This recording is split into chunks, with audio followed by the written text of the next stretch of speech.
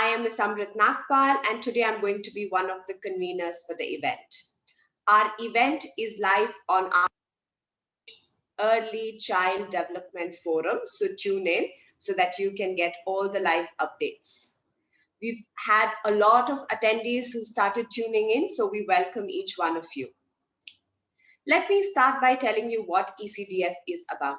Early Child Development Forum is an initiative of D. N. Acharjya Foundation that works with children and women welfare.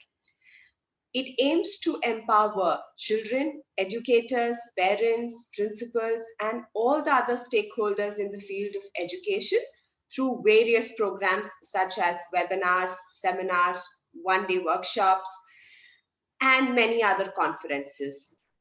Today, we've invited esteemed panelists and speakers across the globe to speak on important subjects related to the early childhood field. So I welcome all the attendees and the speakers today. Following our new release of the Ed Clan magazine, our quarterly education journal, also empowers young educators and empowers young minds. So if you wish to subscribe into our quarterly education journal, please feel free to drop an email to ecdfad@gmail.com so that we can send you the subscription form. Now, I welcome Dr. Vasavvi Acharjya. She is the founder and the chairperson of Early Child Development Forum and D. N. Acharjya Foundation. She is also a social activist, edupreneur, author, and mentor. Over to you, Dr. Vasavvi Acharjya. Thank you so much, Simran. Amrit, sorry. Namaskar and a warm welcome to all in the Sphere of Influence Global Summit 2. I firstly express my heartfelt gratitude to all the speakers who are joining us today for this mega summit of early childhood educators, parents, and ECE enthusiasts. The coming together of 45 education leaders from all over the globe will definitely create a lot of valuable takeaway for all the participants. I welcome all the attendees on board in this journey of sharing, learning, and finally giving back to the society in the form of building a generation of conscious and aware individuals. Taking up from where Amrit has left, ECDF essentially works with children from the marginalized sections of the society because we feel that it is the birthright of every child to have the best in their early childhood years, starting even before their birth, the prenatal stage, to the first 7 to 8 years of their lives, and I would say even later. We are trying our best to reach out to more and more children, and this has been possible due to the support of all our members, all those who join our paid events, which are our fundraisers and our support partners. I thank you so much for being there for the children. Now, coming to what ECDF or the Early Child Development Forum is doing as a global platform, ECDF is set up to bring all those related to ECC under one umbrella so that the platform can work for innovation and change and bring in the best for children in their early years. We have touched lives of scores of children through our capacity building programs for educators, parents, and those from the domain in the form of trainings, events, courses, seminars, workshops, conferences, et al. The forum is inclusive and identifies the best in the field and get them on board to share their core competencies. This is what the Sphere of Influence Global Summit 2 is all about. 8 hours of non-stop learning and upgrading one's skills. The Generation Alpha are widely exposed to gadgets, and they are children of the techno world. We have not been so. We were children who grew up playing pittu, kho-kho, got dirty in the mud, amused ourselves with mischievous stuffs like stealing mangoes from the neighbor's yard. I was one of those. Ran around in complete bliss.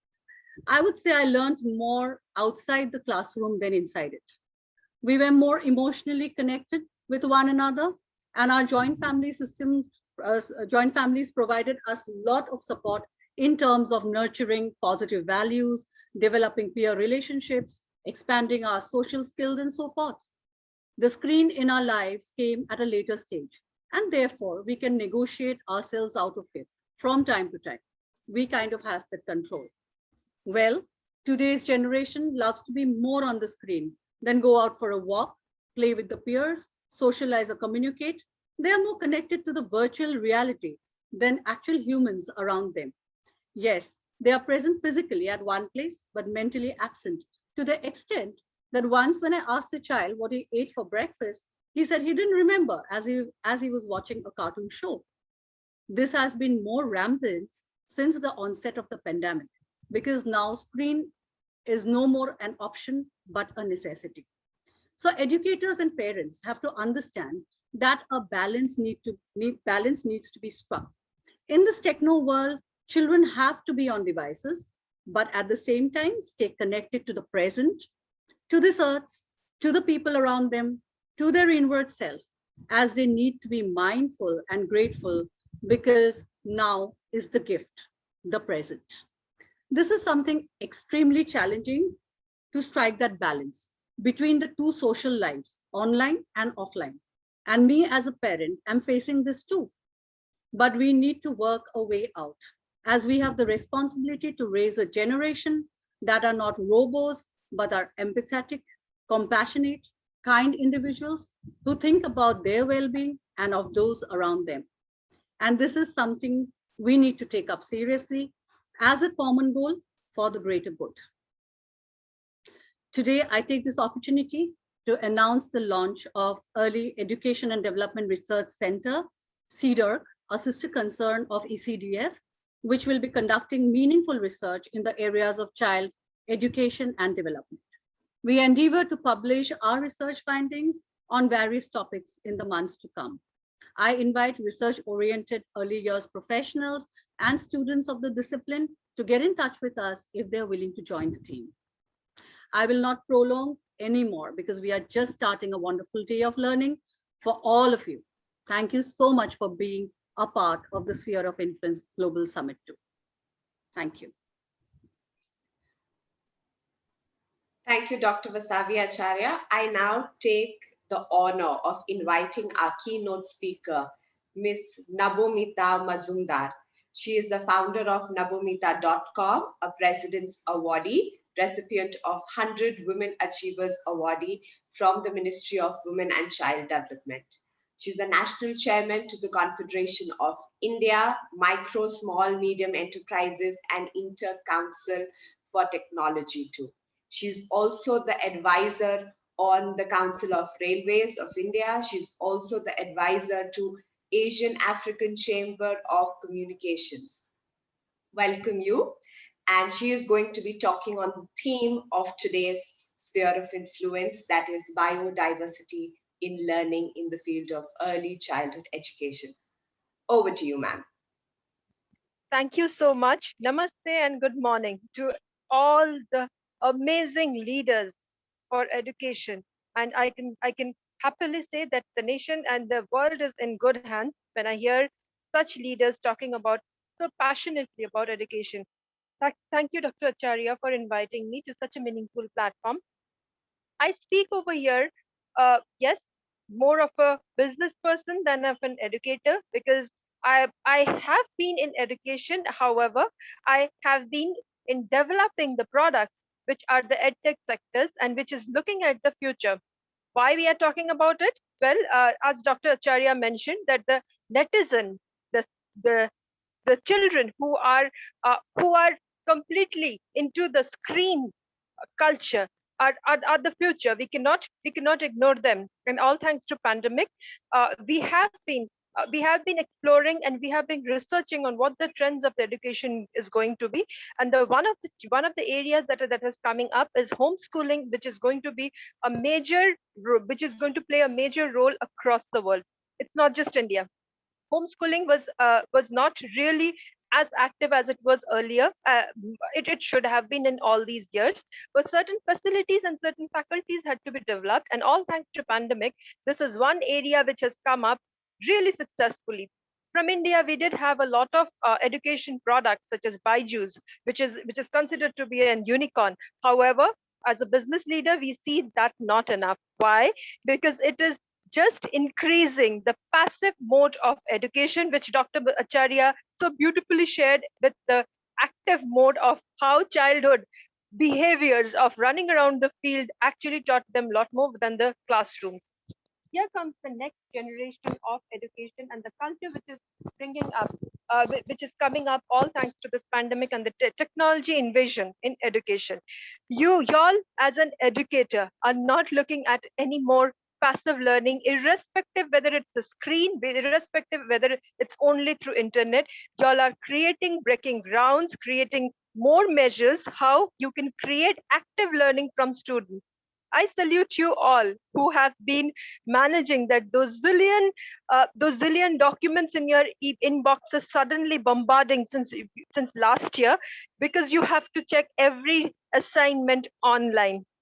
I cannot even imagine the kind of hard work that it takes to manage that kind of an education. And this is irrespective of almost geographies, this is irrespective of almost economic segments, this is irrespective of every culture.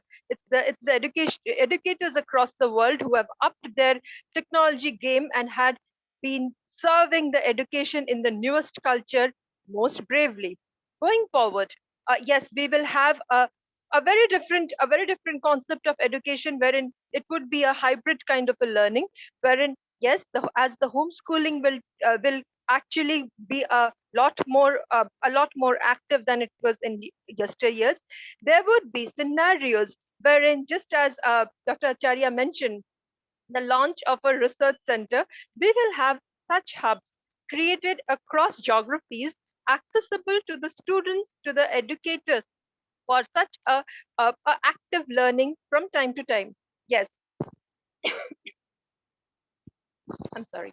Uh, yes, we definitely are not looking at it right now, but yes, as the lockdown opens up, as the vaccine reaches across the world, more and more educators will access these hubs, wherein they will look at far more enriched format of education, far more enriched opportunities to upscale them. Earlier, yes, our educators had communities and platforms to upscale them uh, on and often. Going forward, they would have better access, all thanks to this pandemic culture which we have survived since last year, wherein the upskilling would happen a lot more differently for both the educators, the educationists, and the ECE, the early childhood, our most loved children. Uh, and another part that I would want to mention, since Dr. Acharya mentioned it, in our childhood, we used to read the National Geography magazine in the hard copy format. My grandfather used to have that kind of a membership. Then came the era wherein National Geography was a channel and we could watch it on the TV. Now the kids have far better access than any one of us. They probably know which worm is called by what name across which part of the world. Probably we will not even realize how many kinds of names are there. So yes, they are far ahead of us. However, to groom this in the right direction, to ensure this growth happens in the right direction, this is the time we bring in the platforms, the opportunities, the ecosystem to build that kind of a facility. The mobile or a screen alone will not be able to not be able to foster the kind of growth that we are going to see. As a business leader, yes, I'm giving you prediction because we have done a lot of research on that. We will have to be a lot more upbeat about all these hubs that can serve a lot more than just one school, one institution, one college. It has to be a combination of lot many more services, lot many more opportunities coming all together. Dr. Acharya, I think I have taken enough of time. So I would want to conclude here, thanking all you educators for all the brave foot forward that you all have put since last year. We couldn't have imagined a world like this had you not taken this in a war footing. Yes, you educators have taken it in a war footing and are building the future. All the best to all of you. Thank you.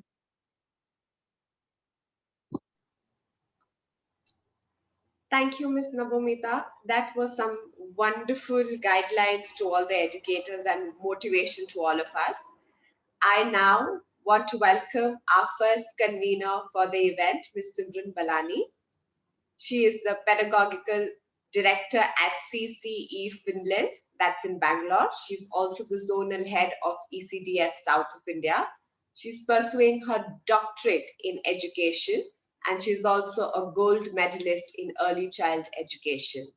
So over to you, Ms. Simran Ballani. Thank you very much. Good morning and greetings of the day to everyone. And thanks, Amrit, for that introduction. Thank you, Dr. Vasavvi, and thank you, Ms. Nabomita, for all the words that you said this morning to get us started for SOI2. I welcome each one of you. And I, as always, in all my sessions, really do appreciate the time, because in this era of new normal that we are in, time is more than money, and you all are investing that with us, and we really truly appreciate that. It's such an amazing feeling. To be honest, I'm a late riser given the pandemic. And this morning when I had to wake up early, and my first thought was, oh yeah, I have to host this. It's such an amazing feeling to be a part of the cause, a greater cause, which is making a change for children out there. And we are contributing bit by bit, all thanks to Dr. Vasavvi for giving us this platform. And Dr. Vasavvi, as always, you look gorgeous, and all the ladies here, thank you very much for getting ready, even though we are online. And I wish you, each one of you, all the best. I will just take 2 minutes to share my deck to get us started, to set the stage, and talk a very little about the ECDF forum and how you all there out there who are watching us live can make a difference by joining us as a member. Often I have been asked, why join as a member? I can still do it. By becoming a member, you often are committed, and you are part of a lot of events, a lot of things that are making a difference. So yes, you can make a difference by not being a member, but by being a member, you are connected with us. You're connected to the projects that we are envisioning, and also to the research forum that Dr. Vasavvi talked about. And I'm sure we all here, the educationists, love to write papers, do more research, make a difference with our innovations. So thank you one and all. I will share my screen, and also I will request my first speaker to be ready while I just talk a little bit about ECDF.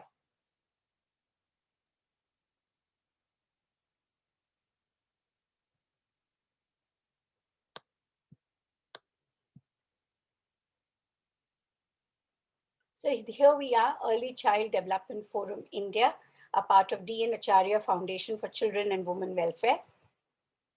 And this is SOI2. I feel it was just like yesterday. I was there in midst of like about 100 art speakers, and what energy driven that conference, that event was. And we have SOI2. We are talking about biodiversity of learning in early childhood education.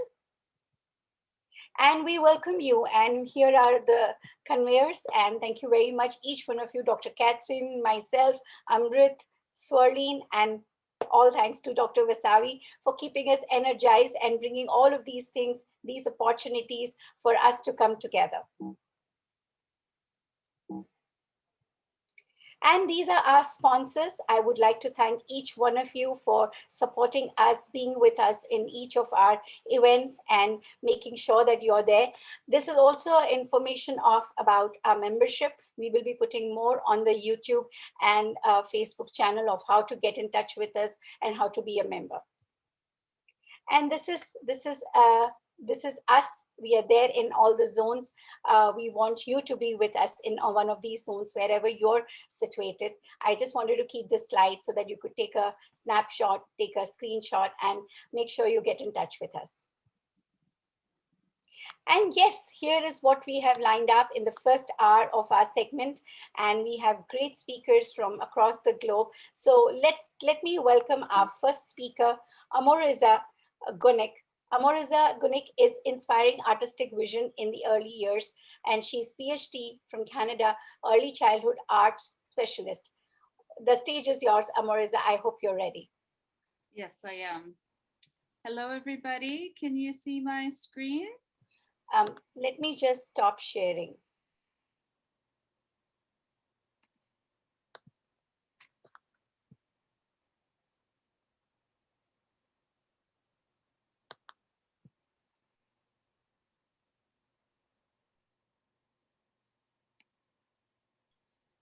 Just one quick thing. I will be having an alarm set, and at 8 minutes, there will be a buzz for you to be alert that you have 2 more minutes to wrap up your session. Thank you. All the best.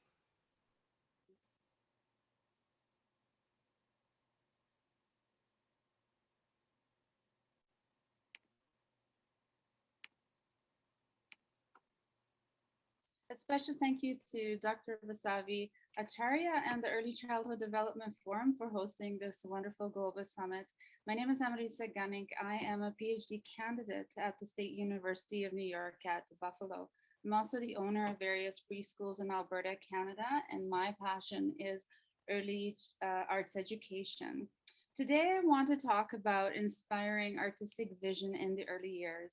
The Webster Dictionary defines vision as the act or power of seeing, a mode of seeing or perception. It is also a thought, a concept formed by the imagination.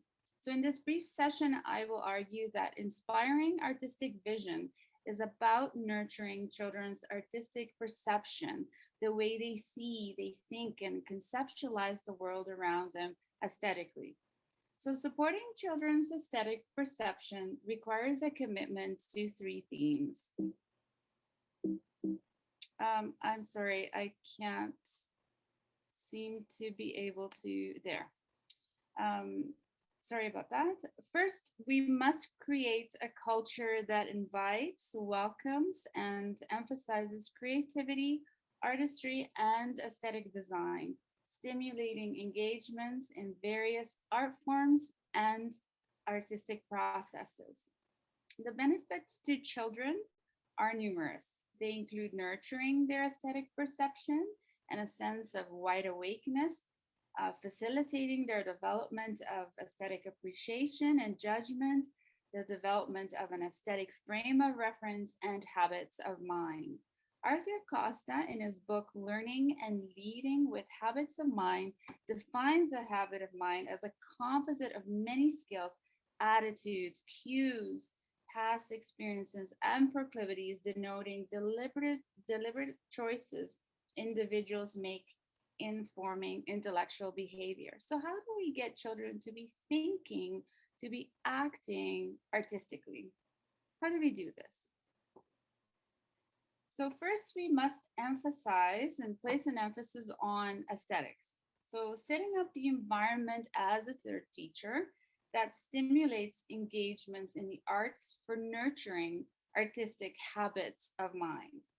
This means that as parents and educators, we must have the necessary arts resources and tools ready, accessible, and prepared for children to explore, to express, and represent their learning, their ideas, and understandings. Arts resources must also be set up in aesthetically pleasing manner, provoking desire in children to engage. So it's not simply about, okay, now it's art time, and so now we will express, but art is part of all the play materials that children have access to at any point in time during their day. So playing in, with, and through various art forms should be a natural part of children's childhood experiences. The second key theme is connoisseurship. So Elliot Eisner defines connoisseurship as the act of knowledgeable perception in the arts.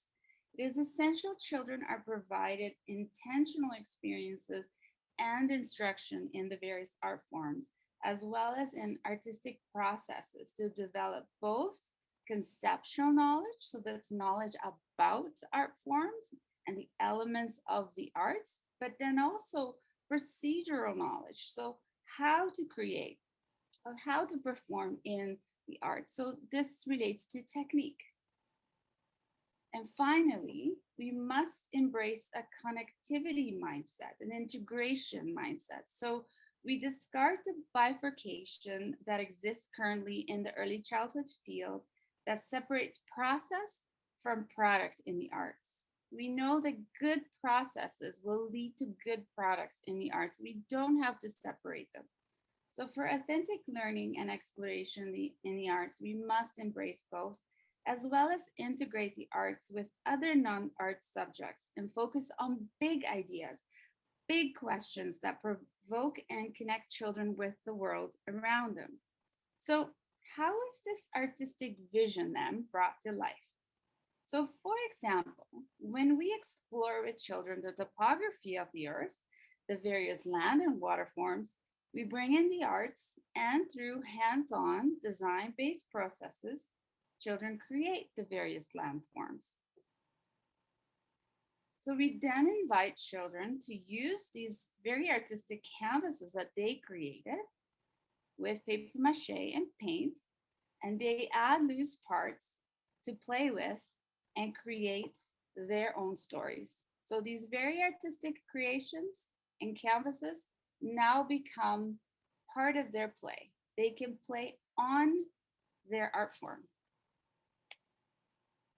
So I offer these great references of scholarly giants whose thinking inspire my practice. So I'm an actual practitioner as well as a researcher and doctorate student. And I want to highlight one particular reference, which is this book, The Arts as Meaning Makers, the very first one, Gunnik and Simran. It's a fantastic book for any practitioner out there who wants to integrate the arts in more meaningful ways in their practice. So may your practice inspire and nurture artistic vision and opportunities for children each and every day. Thank you for having me today. Thank you so much, Amoriza. I had a question. Yes. So you were talking about a prepared environment. Could you talk about a little bit more clarity on that? Yes.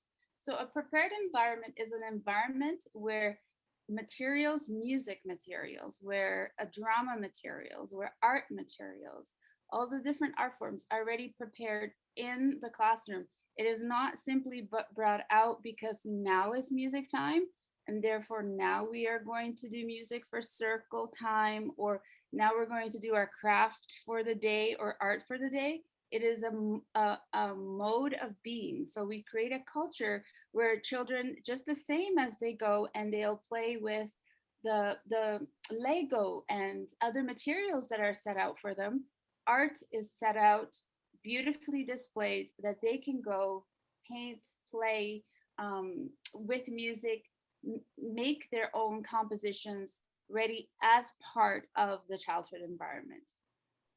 Excellent. So it is basically a part of their environment. It is not something that is brought into the class just because lesson plan wants it. Am I right? That's correct. They can actually play in and through the arts. Yes. Okay, awesome. Amazing. Thank you very, very much. We still have a minute here. And if there is somebody in the audience who wants to ask any question before we move on to the next speaker. I would like to. Sorry, go ahead. No, sorry, I just wanted to add something. It reminded me of my experience in the nursery class. There used to be like 5 tables, and the teacher or the practitioner would actually set up different activities for the children. And when they enter, and of course there was a role play area and other activity area and art area as well. And when children enter in the room, especially in the morning when mothers are leaving, the smile on their face looking at these activities, and they could go to the favorite activity or they wanted. And that reminded me one very beautiful experience I want to share with you, that the one girl, she started playing with the Play-Doh on the table, and I was observer, so I wanted to ask like what's having a conversation with the child. It's I think must be 3-year-old only. And so I said, could I ask like what exactly are you creating? And she said, I'm creating a car with the Play-Doh. And the interesting thing was that after the car, what she did is that she added gray balls, large ball, and then small, and then smaller, and then smaller, which even I could not figure out what it could be. And I said, what do you think it is? You've added these gray balls at the back of your car. And she said, my car has broken down and the smoke is coming out. It was such a beautiful way of expressing. Yeah, And I thanks. think we have somebody else also who wants to express something.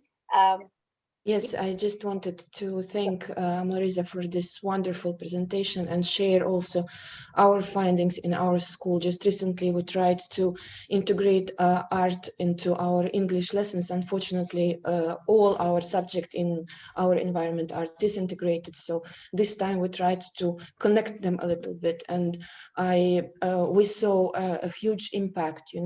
This strategy is a sustainable strategy where you can really build on many skills, and kids started to enjoy writing. Kids started to see the real meaning of what they are doing. So thank you so much for bringing this topic. And we absolutely thank Amoriza for sharing this wonderful presentation and thought process behind it. Thank you so much, and a big round of applause. Thank you. Thanks so much. And join me in welcoming the next speaker, Jennifer Smit. Jennifer Smit is going to talk about parenting with intention, learning to work with your child. She's the owner of Life Skills Hub, Breakthrough, and creator of Sky. Please, I'm sorry if I did not read that correct. The font is a little small.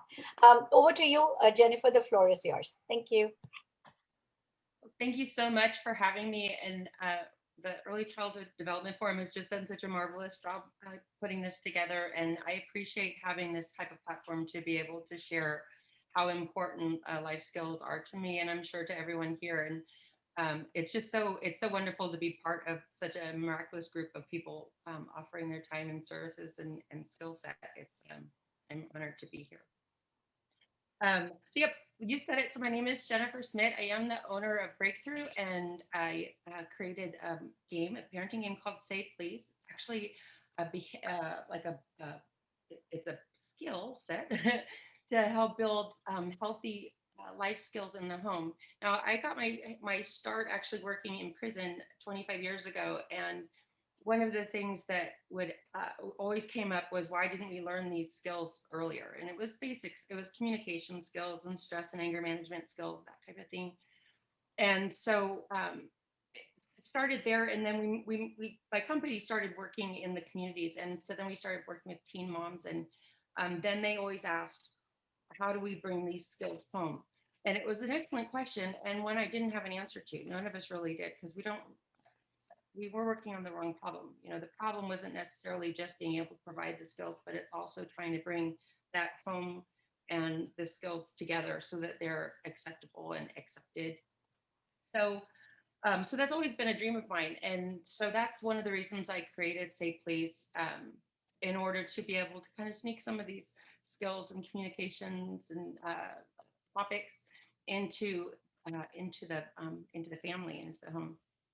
So one of the things that I'm seeing right now with the epidemic or pandemic, I should say, is that there's a lot of questions. I mean, I as a parent of 3 boys know that I make assumptions about what is going on for them and what their reality is. And, they've definitely spent more screen time than I would have liked. And I keep on thinking it's all going to be better once it's over and they can go outside and play sports again and stuff. But it's entered into this whole new realm that I'm not prepared for. And so, and then it hit me, and it's a lesson that I teach often, and it's, have that conversation with your kids. I'm not supposed to know everything. So once I started opening up that door and sat down with my kids and worked on some basic problem solving skills, we are able to come up with a plan and a game plan of how to move forward.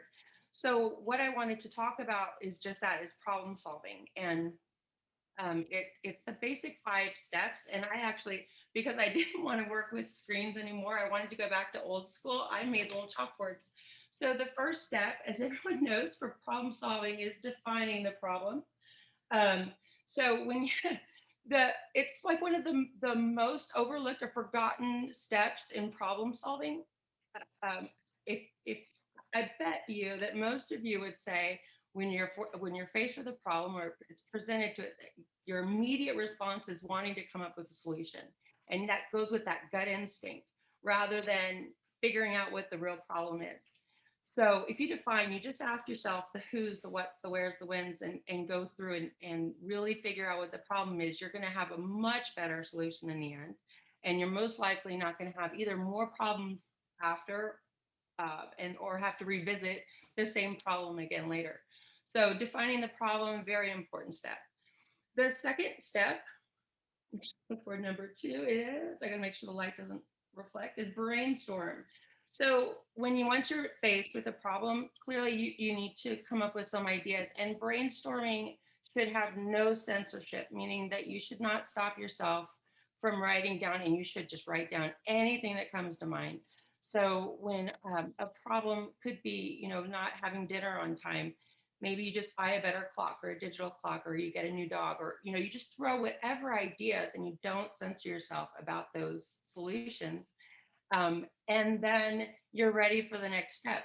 Because when you, step 3, decide what you want to do, and you can look at that huge list from your brainstorm, and maybe you're going to choose one solution, or maybe you're going to put the crazy solution together with the really practical solution, and it's going to join. So yes, we're going to buy a dog and we're going to get a new clock. So you put them together, and then step 4, I don't even know, implement. I think it's still working. There you go, implement. So then you're going to take that that choice that you've made, and you're going to put it into action. Of course, after you put everything into action, and I could talk about these steps for days, but I know that I'm on a time limit. But the most important step for me is the 5th step. And this is the number 1, second rule that gets overlooked, and that's evaluate. Evaluate. So now that I've spent all this time defining my problem and brainstorming, and I've got chalk everywhere, like flour everywhere, and I've tried to figure out what to do, and I've implemented it, and I've, then what happens? Do I just go on with my day? Or do I stop and say, oh, wait a minute, did the dog work?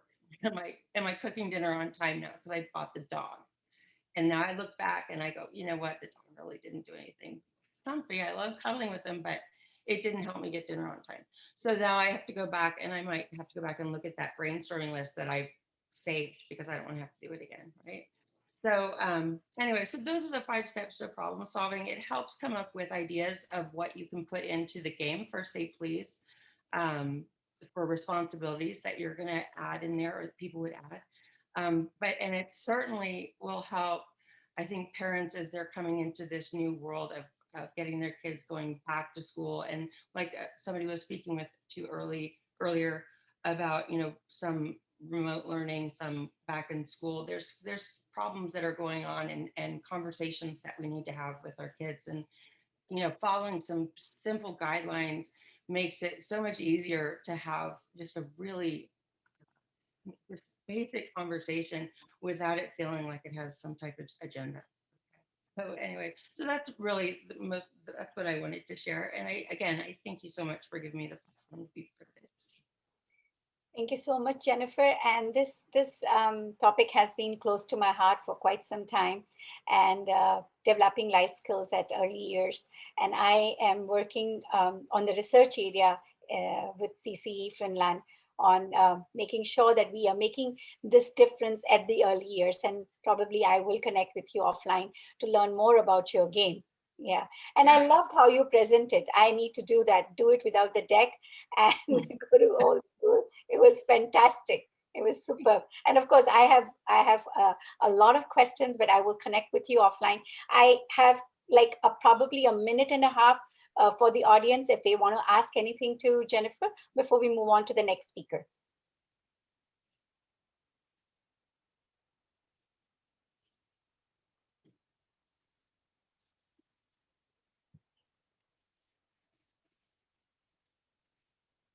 All right, so I think, thank you very much, Jennifer, and I will definitely be in touch, because I would want to know what is these games that I can implement with my early childhood slot that I work with. And this was wonderful, the way that you are, imbibing it at the early years, which is so much needed. It's the need of the hour, because we are so worried about the academics. We do not think about all of these things. So thanks once again, Jennifer. A big round of applause. Thank you so much.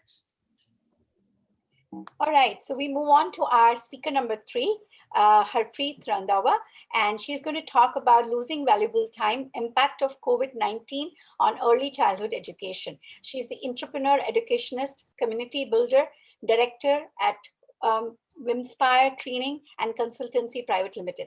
Harpreet, ma'am, over to you. Could I share the screen, please? Sure.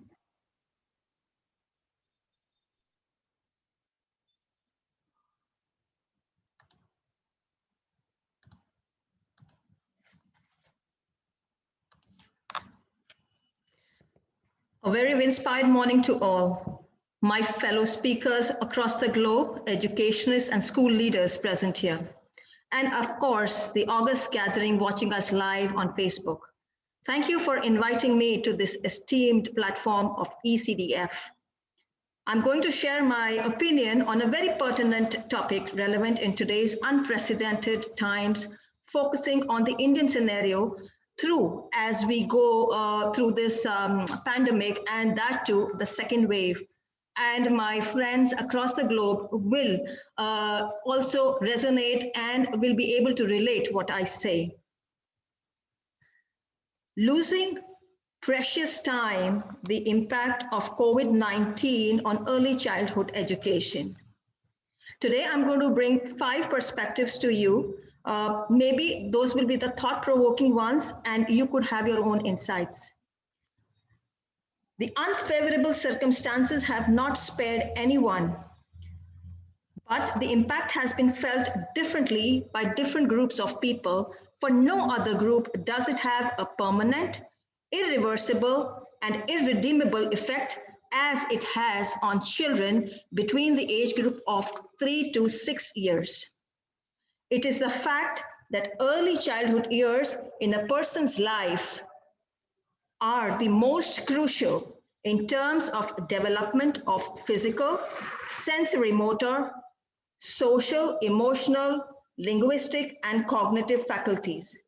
Brain development is the most rapid in these years, and this depends greatly on how they are nurtured during these years. Several longitudinal studies have shown the correlation between early year childhood programs and better future, for example, in their employability skills that they develop, the higher education, and not to miss out on the crime rate. Losing out on receiving the appropriate developmental inputs at this stage of their lives is bound to have a detrimental impact on their lives of millions of children across the world. I would now like to take you on the status of, in relation to India.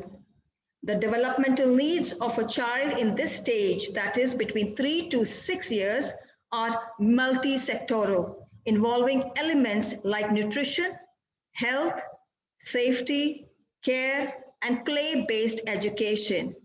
The government of India recognizes the importance and has started ICDC, Integrated Child Development Service schemes, which provide package of 6 elements, which includes early childhood care, development and education to nearly 160 million children 0 to 6 years. Early childhood education is provided at the Anganwadi centers.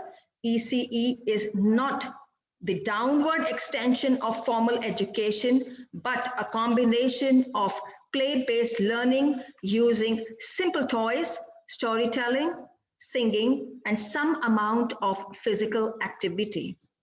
Despite shortcomings, Anganwadi remains the major provider of ECE in India. COVID-19 pandemic has caused a serious disruption in the entire ICDS system. It is now that the experts have started highlighting that how ECE has received less importance, whereas it should have been the other way round. ECE experts opine that children who do not receive adequate stimuli up till age 6 do not reach full potential of their brain. This is an irreversible process.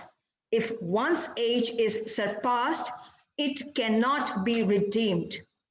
Although ICDS, government schools, NGOs, private schools also provide ECE, there is no set curriculum or method for ECE, and all follow their own standards.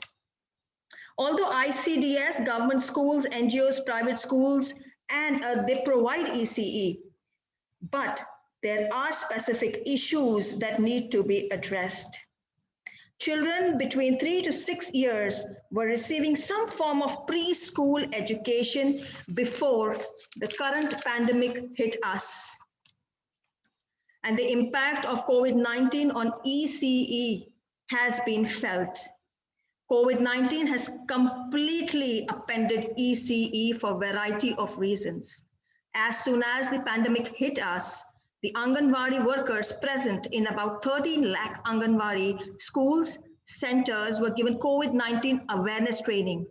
They have been engaged in conducting campaigns regarding precautions like masks, hand wash hygiene, which is no doubt important, but that results in diverting main focus of the job of these workers. The other providers of ECC, that is the government schools, private schools, have shut down due to the pandemic, and very few running online classes. Some private schools have charged full fee, given away books, expecting parents to teach without realizing that for them also, it is the work from home. Irrespective of the economic background, geography, it is the children who have been left in the lurch. Coming to the parent perception, this is the real life example I'm going to quote today, that Ragini Joshi, whom I have known for a couple of years, is a working mother here in Mumbai. She has 2 boys. The younger one is 4 and the elder is 8 years old. The younger one was slated to go to school, but due to the lockdown, that obviously has not happened. And it is the elder one who teaches this younger one with a couple of rhymes, and beyond that, there is just nothing. The younger boy does not like when Ragini teaches him, because Ragini feels that clearly this is not the age where she needs to give him a formal education, and she's not trained for it. And at the same time, she's left with no energy because she's a working mother. Online teaching has probably, taken a toll on working parents as well. At the same time, I would want to quote another example of a parent who lives in a city like Mumbai and has been hit. Both of them are uneducated, they are daily wagers. The mother is a home cleaner, a housemaid, I would say, but it pains her to see her young kids loitering around who were earlier going to the NGO. But they cannot do anything about it. So what is the way forward for the new normal? ECE is a time-sensitive matter, educators. Therefore, it is not crucial for children, but for the society at large. This matter has to be addressed urgently. Alternatives should be devised as early as possible. Experts contend that the ECE has collapsed since pandemic struck us. The question is how to ensure vital ECE to children. Therefore, ECE has to be reimagined, re-engineered with short-term and medium-term goals and strategies. 5 important points that I would like to highlight here. Positive parenting needs to be embedded. Their involvement has increased many-fold. There has to be SOP for parents to be trained as teachers, ensuring basic ECE is received by the child. Challenge is availability of time, especially when both are working. Harpreet, you have 2 more minutes to wrap up. Yes. Yep. Education through online medium should be very limited for these children. Recently, Government of Karnataka banned online classes for students up to grade 5. Anganwadi workers can reach out to children and practice teaching, keeping social distancing norms in place. For example, open air classrooms and staggered batches. Children should be reached through television and radio. This will reach to greater masses and also people who cannot afford mobile phones, computer, or internet. This is already being done in God's own country, that's Kerala. Lastly, government needs to step in and step up ECE. It is now more than a year that has passed and pandemic does not seem to be going anywhere. Hence, it is pressing need that all possible approaches, resources, strategies are employed so that children receive what they deserve and what we owe to them. This throws a lot of challenges and needs to all stakeholders to act quickly without losing time any further. Thank you very much for having me here and providing me a platform to express my thoughts and sharing the important step in and step up areas of concern. Thank you very much. Thank you so much, Harpreet, for highlighting things that a lot of people are shying away from. And yes, you pointed it out correct when there are schools who want a lot of projects to be done from parents, but parents are still working online. They don't like have a break or something. So I hope this is a takeaway for a lot of educators to have synchronous and asynchronous activities mapped out rightly. I don't know how much we can do it for early childhood. We can do asynchronous and we have done it in our research, but these are the need of the hour. So thank you very, very much, Harpreet, for doing this and coming up with such an important concept. Karnataka government did ban the online classes for early childhood, but they are back on. Yes. With 3 times a week for 40 minutes. And for a lot of educators, early childhood educators, that was a relief because they couldn't have let these crucial years just pass by without even interacting with the child. Sure. So I'm sure that I hope now that we are still in the same boat like we were last year. I think Karnataka government or other governments would see that we cannot just let these crucial years pass by and not interact with children. Thank you very much, Harpreet. Thanks for being with us and thank you for highlighting. And for the audience, if you have more questions for Harpreet, do put it on the chat box and she'll be happy to answer them. And let's join our hands to welcome our next speaker. Dr. Kathryn Murray. She's going to talk about supporting diversity in early years classroom. She's an education consultant, mentor, global presenter at Future Strong Education. And if you're not following up on her on LinkedIn, you're missing something. You need to definitely follow her and get all these tips and recent innovations and articles. Thank you so much, Dr. Kathryn, for being with us, and the floor is yours. Thank you, Simran, for that very nice introduction. I'll just share my screen. I've got a little PowerPoint that I've prepared for everyone. And I'm talking about diversity today. And it's something that I think most people know about, and we often seem to throw that word around. But I just want to talk a little bit more about what it means to support educators in diverse classrooms. So again, hello everyone, and I am from Australia and it's mid-afternoon here and it's very nice to be with you today. And I'm going to explore the range of diversity we have in our classrooms and what that means for us as teachers. So we know that, that a lot of our classrooms have got a range of different students in them. And to start off today, we're going to talk about the what. What is diversity in the classroom? Every classroom is diverse. And at first glance, children may all look as though they're at the same level, like in this image. But how do we know which child has a cognitive delay or is gifted or has autism? Well, we don't. And how do we know how best to support them if we don't know what we need to support? As teachers or administrators, we have to use our professional knowledge, our experience and empathy to make sure that we give every child the opportunity to shine.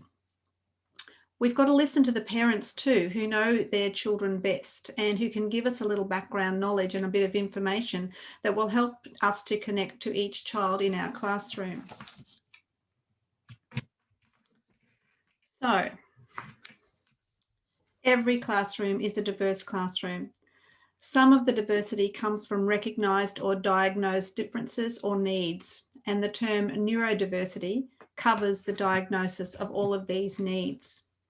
It refers to children with ASD, so autism, children with dyslexia, children experiencing trauma, disabilities such as physical or language needs, accommodating different cultures of the children or the teacher, ODD, oppositional defiance disorder, learning difficulties such as processing or memory, ADHD, attention deficit hyperactivity disorder, describes additional symptoms of hyperactivity and impulsivity.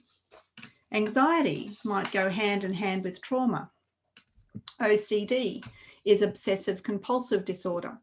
There's auditory processing, hypersensitivity. There might be gifted children in the class. There might be children with coordination and motor control issues.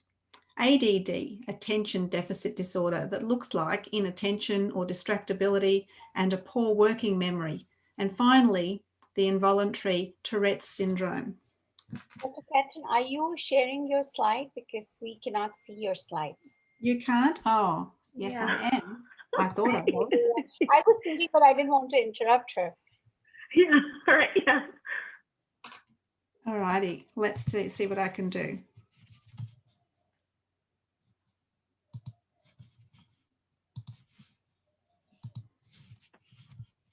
So sorry, thank you for telling me. There we go.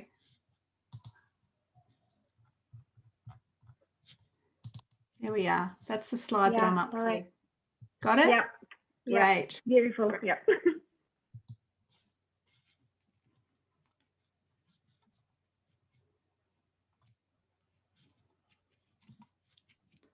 Alrighty, so we've just gone through all of those, and you know, it looks like there's a whole range of things that could be going on in our classroom that we may or may not know. But there's also other things that we need to consider.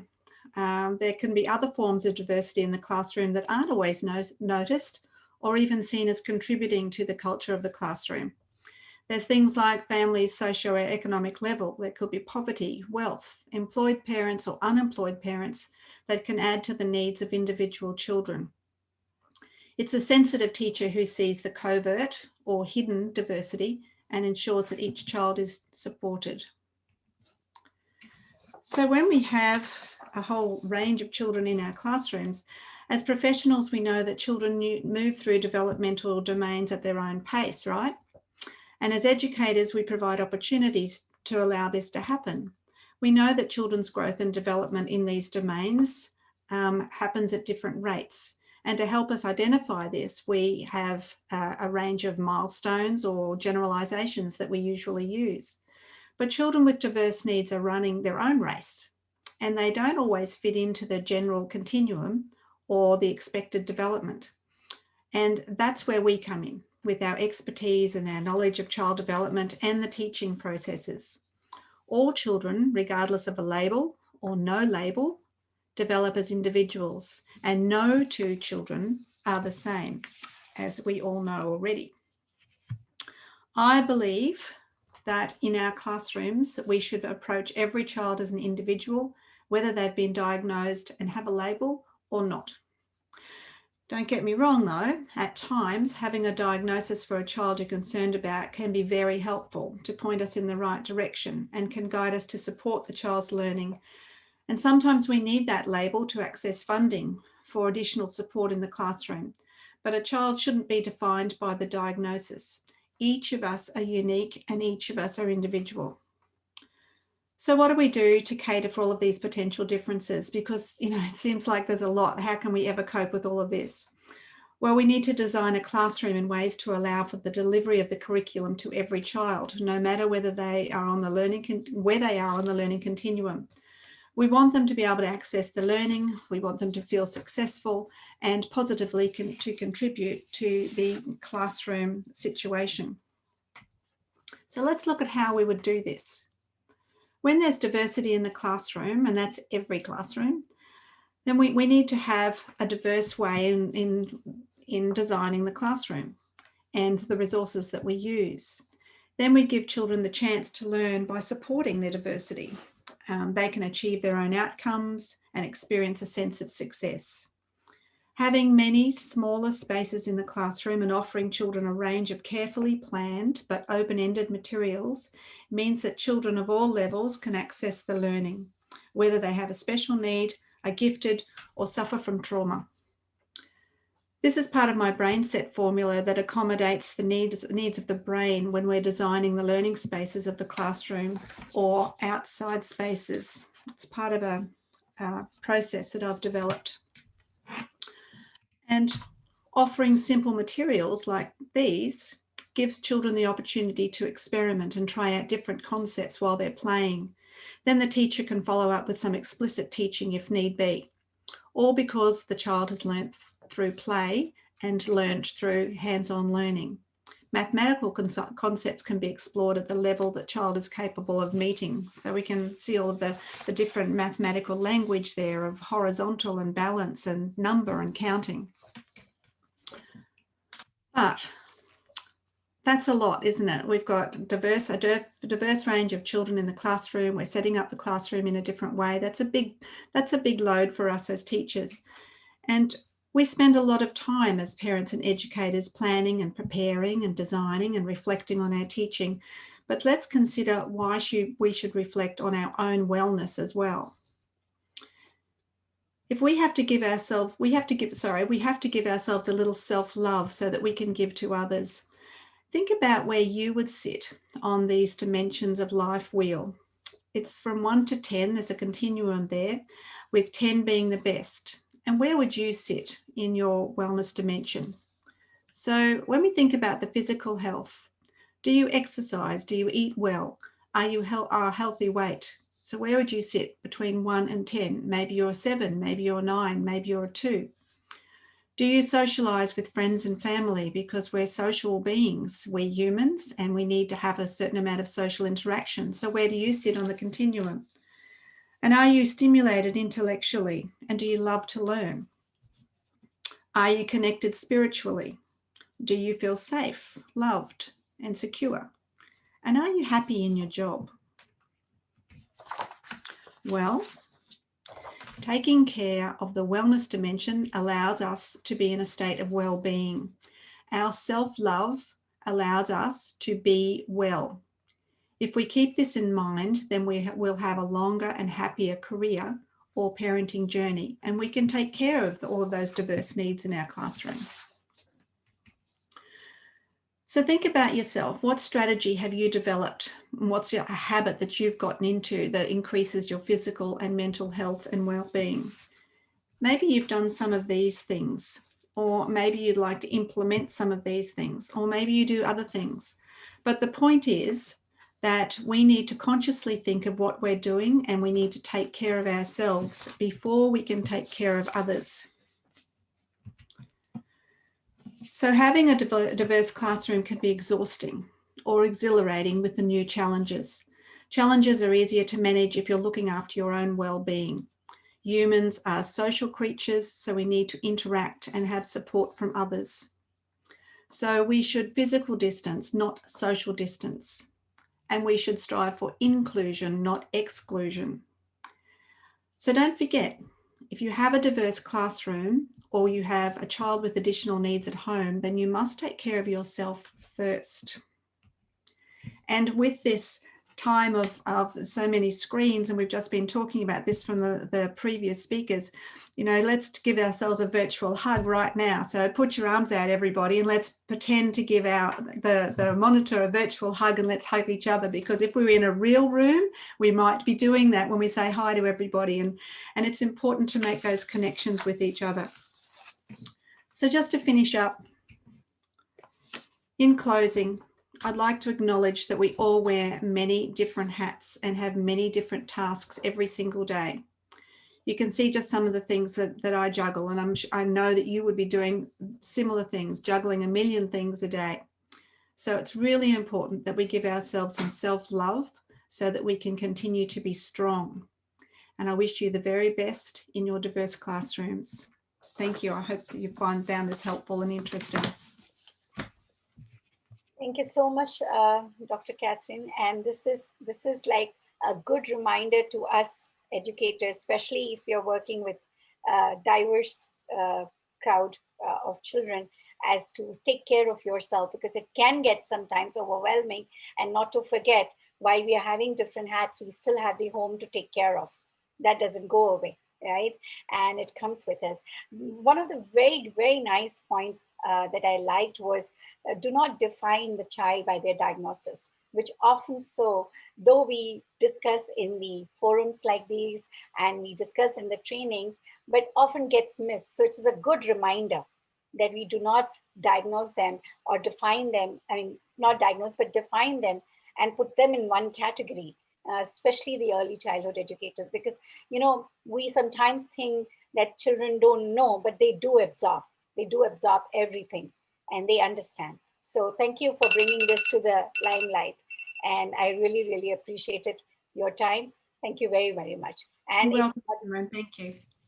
If audience has questions, please feel free to put it on the chat.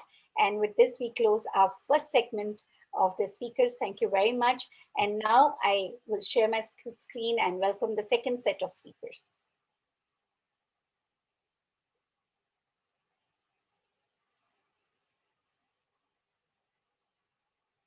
So once again, thank you very much, all the four speakers and Dr. Kathryn.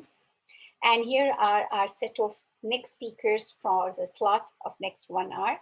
And I warmly welcome Kateryna Jzaerli. She will be talking about facilitating risk-taking in early years classroom. And she's a passionate educator experienced in early childhood education in UAE. The floor is yours. Thank you very much. Thank you. Thank you for having me here. Thank you for all the speakers who spoke and brought up very important topics before me. I'll just share my screen to get started. So I want to talk today about facilitating risk-taking in early years classroom, and not only in our classrooms. This is a very interesting topic for myself, as I'm a big fan of self-directed learning, and facilitating risk-taking is helping a lot in that.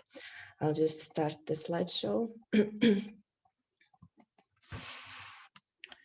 Yes, so a little bit about myself. I'm a passionate educator. I'm a proud mother of 2 teenagers. They're twins. So I'm experienced enough in early childhood, not only as an educator, but also as a mom. And today we will be talking about the definition of risk-taking, the optimal levels of risk, and simple ways to facilitate optimal levels of risk-taking in the classrooms. So what is actually every single child, the definition will be their own, you know, and it's like the individual plan, actually, the part of individual plan to know to what extent kids are ready to take risks in their learning. So Rudiger Trimpop defined the risk-taking is any consciously or non-consciously controlled behavior with a perceived uncertainty about its outcome. And the most important word for me in this definition is uncertainty. So we usually, and kids usually, are a little bit afraid of what they are doing, of what the next step is, because they are uncertain about what will come next. As we all know, children are intrinsic risk takers. They unconsciously challenge the status quo as they try to explore how the risks in their classrooms, in their daily activities, and that's why they feel rewarded when they feel safe to take risks. I really admire parents who allow their children to dress up on their own. It doesn't have to be exactly like on the photo, but we always can give our children choice. And this is a big chance for our children and actually also for our students to feel this area when they can really take risks and be responsible. I would also encourage all the parents and teachers in classrooms to allow children to explore the world like on the photo now we see. When children are trying to get something, just make sure that you are there around, you are creating the safe environment, but don't stop children from their first move. Of course, as accountable educators, we are trying to establish the safe environment for our learners. We often send rules and routines where children become too comfortable and they don't get to take any chance to take risks. And this is where this danger starts. You know, we create everything ready for them and we don't allow children to make mistakes and to fix them. Not all risks are bad, and in many cases, mitigating all risks might lead to losing agency and responsibility of learning. So while establishing the routines and planning in our classrooms, we need to make sure that there is some space for first move, for thinking of the next move, and for making the mistakes, and for having the adults around who could help fix these mistakes. Let's think if our children in our classrooms are always keen to take risks. In my classrooms, it was not always so. Because as educator, I was not always ready to take risk myself. But when I did, a lot of things changed. And these 5 simple ways to facilitate risk-taking in the classroom are based on my observations, and I never insist on following them religiously. I just I advocate for the healthy balance, you know. So number 1, I would suggest avoiding using ready templates. When we are using all the time the downloadable ready templates, we don't give children the chance to draw things on their own.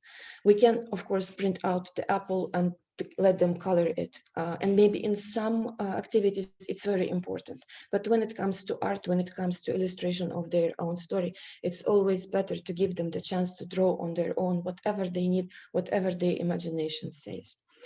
Number 2, I would suggest to give learners chance to ask their own question. Very often we forget to stop and let children ask their own question. We always ask on our own. And this is a very important part where you might be surprised as an educator which higher order thinking level questions children ask. Number 3, I would avoid setting too high expectation where the children don't really understand what do we really want of them. And this is the level of the risk that is not advisable from my point of view. Number 4, I noticed in my environment that educators and teachers are afraid to get messy and noisy classrooms. And it's very important to have some noise in the classroom, to get classrooms messy, because this is how we understand that children take enough risks and risks on their level to learn and explore their environment. And number 5, I would say, sorry, I need to go back. Number 5, this is a very important point in my environment, again, where I noticed that early years educators avoid using scissors. And this is the best way how we can show children how to take risks of their learning, and using the scissors, not always in a meaningful way, by the way. Sometimes they just need to cut, maybe just scrap papers and make the collage after it. This is a very important step where I noticed early childhood educators avoid right now.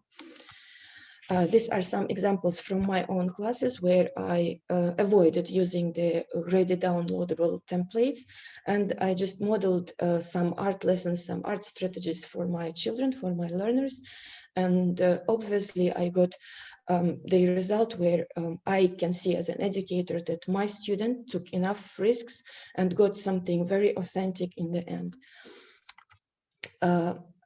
Regarding the graphic organizers and again ready-made templates, this is another way to facilitate it in the classroom, avoiding printing all the time the ready templates from the internet. We can simply fold the paper. And what I noticed also in my classes during my 10 years of experience, that children are so amazed when you show them how to fold the paper.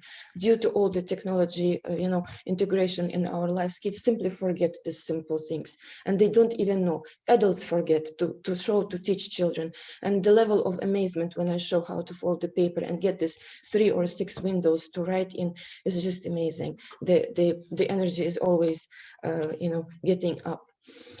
So I encourage everyone, each and every early years educator, to find some time to come up with your own definition of risk-taking. We don't have to always take the ready ones. And as I mentioned in the beginning of my presentation, that each and every child has his own or her own area of risk-taking due to the family background, due to some cultural background, and we need to, of course, to be aware of that. Thank you for listening. These are the simple ways to facilitate risk-taking, and it was very important for me to talk about it today. Thank you so much. And I'm sure each one of us has learned something from this presentation, especially those 5 points. And I think we have a lot of takeaways for us, each one of us. And this risk-taking also associates with early childhood creativity. And it can go a long way if we give them the room without the templates and without we preparing everything for them, rather than just showing how it is done. Thank you. Yeah, absolutely. I will want to put in a few things. What Kateryna said is so relevant. Even when we talk about entrepreneurship, when we are thinking about out of box, all those involves risk. And, she took me back with her risk-taking slides to my experience when I launched my preschool. And we usually generally saw all the creatives in the same lines. And I thought of something else. And then the people, the advertising company was telling me, do not take the risk because nobody thinks and does this kind of creatives, I said, no, I want to do it, and let us see how it comes about, and that actually worked very well. And now I've seen that, yeah, we need to have these out of the box thinking, and that involves risk. And yeah, I would like to conclude, and thank you so much, Kateryna. I thank all the speakers, in fact, who's been talking really very good things, giving us a lot of takeaways. Yes, no risk and no gain. So we need to know how to take risks. Yeah, thank you. Thank you so much, Dr. Vasavvi. And thank you once again, Kateryna. And I'm sure you will have a lot of comments to catch up on the chat box. Thanks once again. And if you have any questions, please do put your questions on the chat box. And we move on to the next speaker, Hemali Gara. Yeah, I see you on Facebook also, quite popular. Thank you very much for being with us. And she's going to talk about role of early sensory stimulation in the child's better development. And she's founder of Hungry Brain, which is a leading brand catering to intellectual and behavioral development of children from their birth to the age of 7 years. Over to you, Hemali, and the floor is yours. Thank you, Simran. Thank you for this opportunity, and I appreciate the kind of work that's happening. Today we're going to see in depth. Just let me have the screen share done. Can you see my screen? To just excuse me this. No problem, take your time.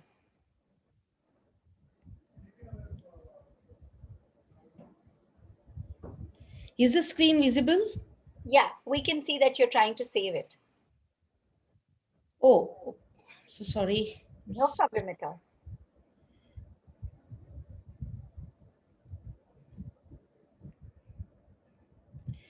Yeah.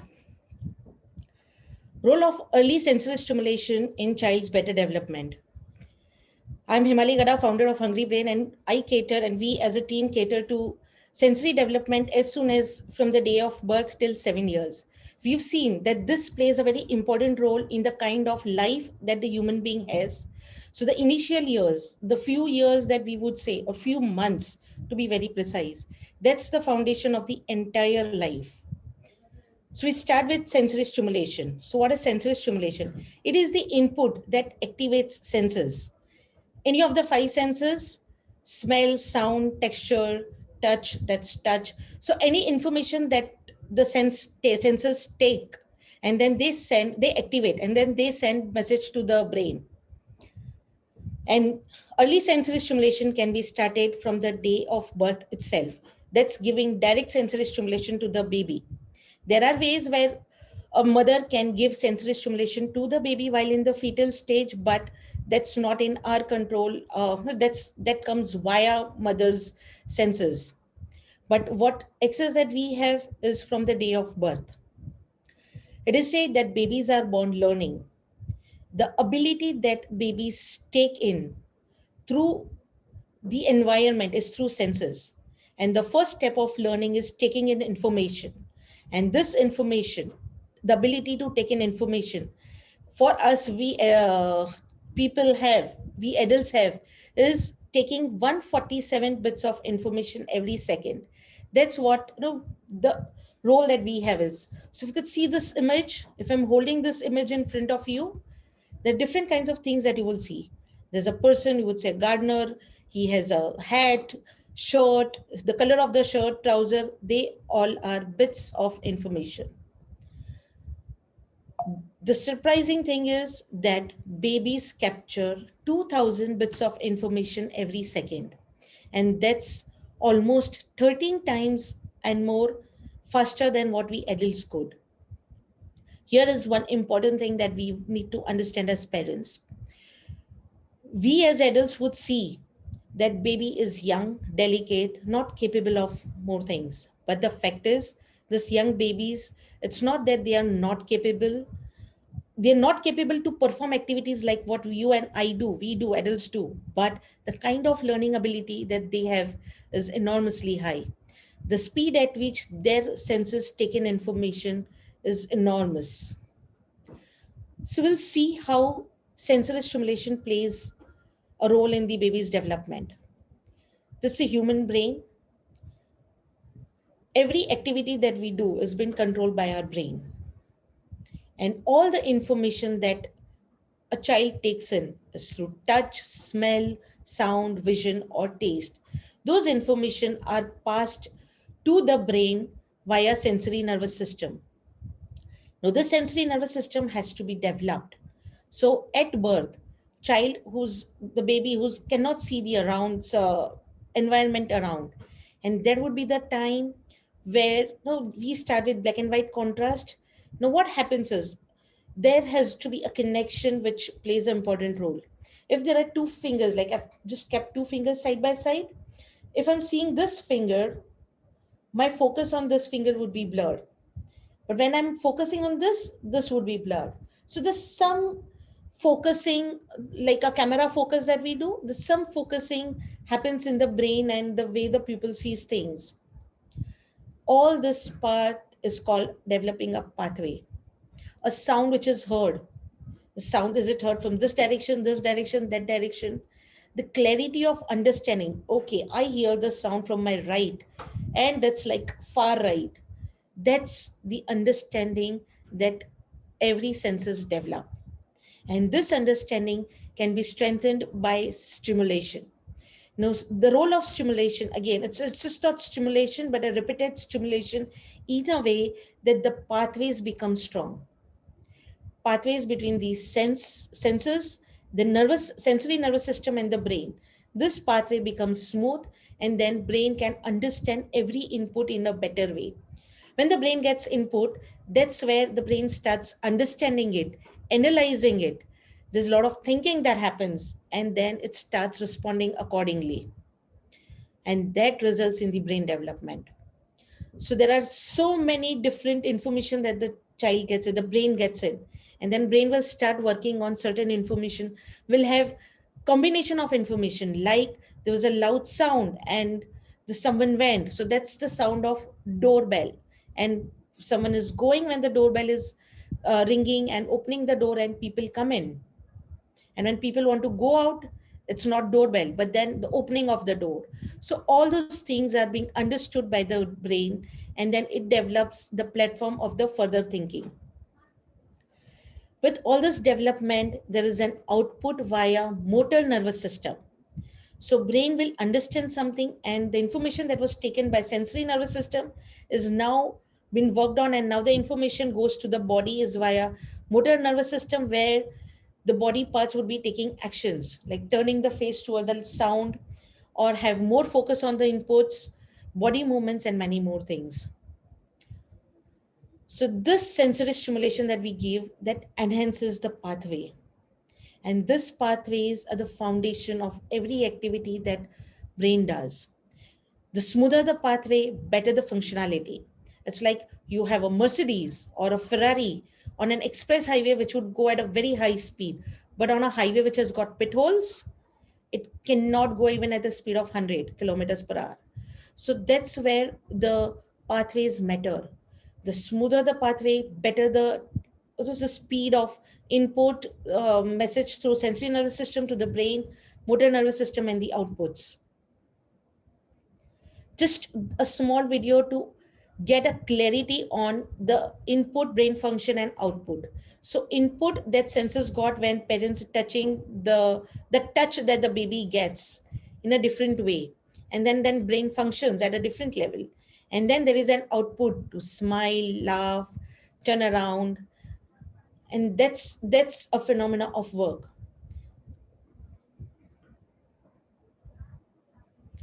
So again, just summarizing this point to make it clear, every information that's been taken by the sensory organs goes to the sensory nervous system, brain functions on it, and then motor neurons gives a response. Via motor neurons, there's an effect or a response. Now, this sensory and motor pathways, they play a very important role. The better the pathway, better the performance, and stronger the foundation of life. Now, why do we say that stronger the foundation for life? So anything, any activity that we do is based on these pathways that are developed.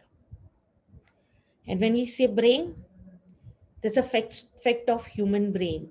The more you use it, more it grows. So more the sensory stimulation that the child gets, more the kind of information that has been received. There's something called dendrites in the brain cells, which connect to different neurons. They're responsible to grow. They grow with learnings. So the more we provide the stimulation, the more information baby's brain get. That's where a lot of firing happens in the brain. And that results in the development of the brain. Each brain cell or a neuron has ability to have 1 lakh dendrites. More the number of dendrites, more the connectivity in the brain. And another thing is human brain's law is use it or lose it. The kind of intellect that we have, if you're not using it, it gets lost. It gets lost by the process called pruning. That's like deep cleaning, a hormonal secretion which shrinks away the dendrites which are not being used. So when we just see it in other way around, babies learn about the world around them with their senses. They understand, they see the fact, and with this fact, they come out with their own reasons. What are the laws? Like the doorbell ringing, then there's someone who's going to go. This phone ringing, there's someone who's going to pick up the phone. So baby is going to understand the laws. And sensory stimulation is directly linked to the child's emotional development. It is said that the early learning that the child gets, the sensory stimulation that I'm talking right now is from birth to 3 months, 6 months. The early learning that the child gets feeds this part of the body, the brain, which satisfies the human person, the child, the different kind of content experience, being content, that plays an important role. And then there's a different kind of pleasure, satisfaction, which is an outcome of that neural functioning that happens. So the sensory stimulation is directly linked to the emotional development that the child has. Moving ahead to cognitive development, when we could see that the pathways are smooth, a lot of information that comes through the brain, through the senses to the brain, that's where the neurons fire. And the more the firing that happens, the cognition develops. To wrap up. Yeah. And then a physical development takes place. So that's a complete cycle that happens from sensory stimulation to the brain. So the more the neural firing, it's like more the neuron that would be working ahead. So early sensory stimulation plays a vital role in child's brain development and his capacity for early learning as well as every learning in life. So parents and friends, it's important that we invest early. This I thank you the presentation. And then on to you, the questions.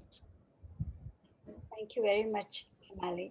And thanks for reiterating that babies are born learning.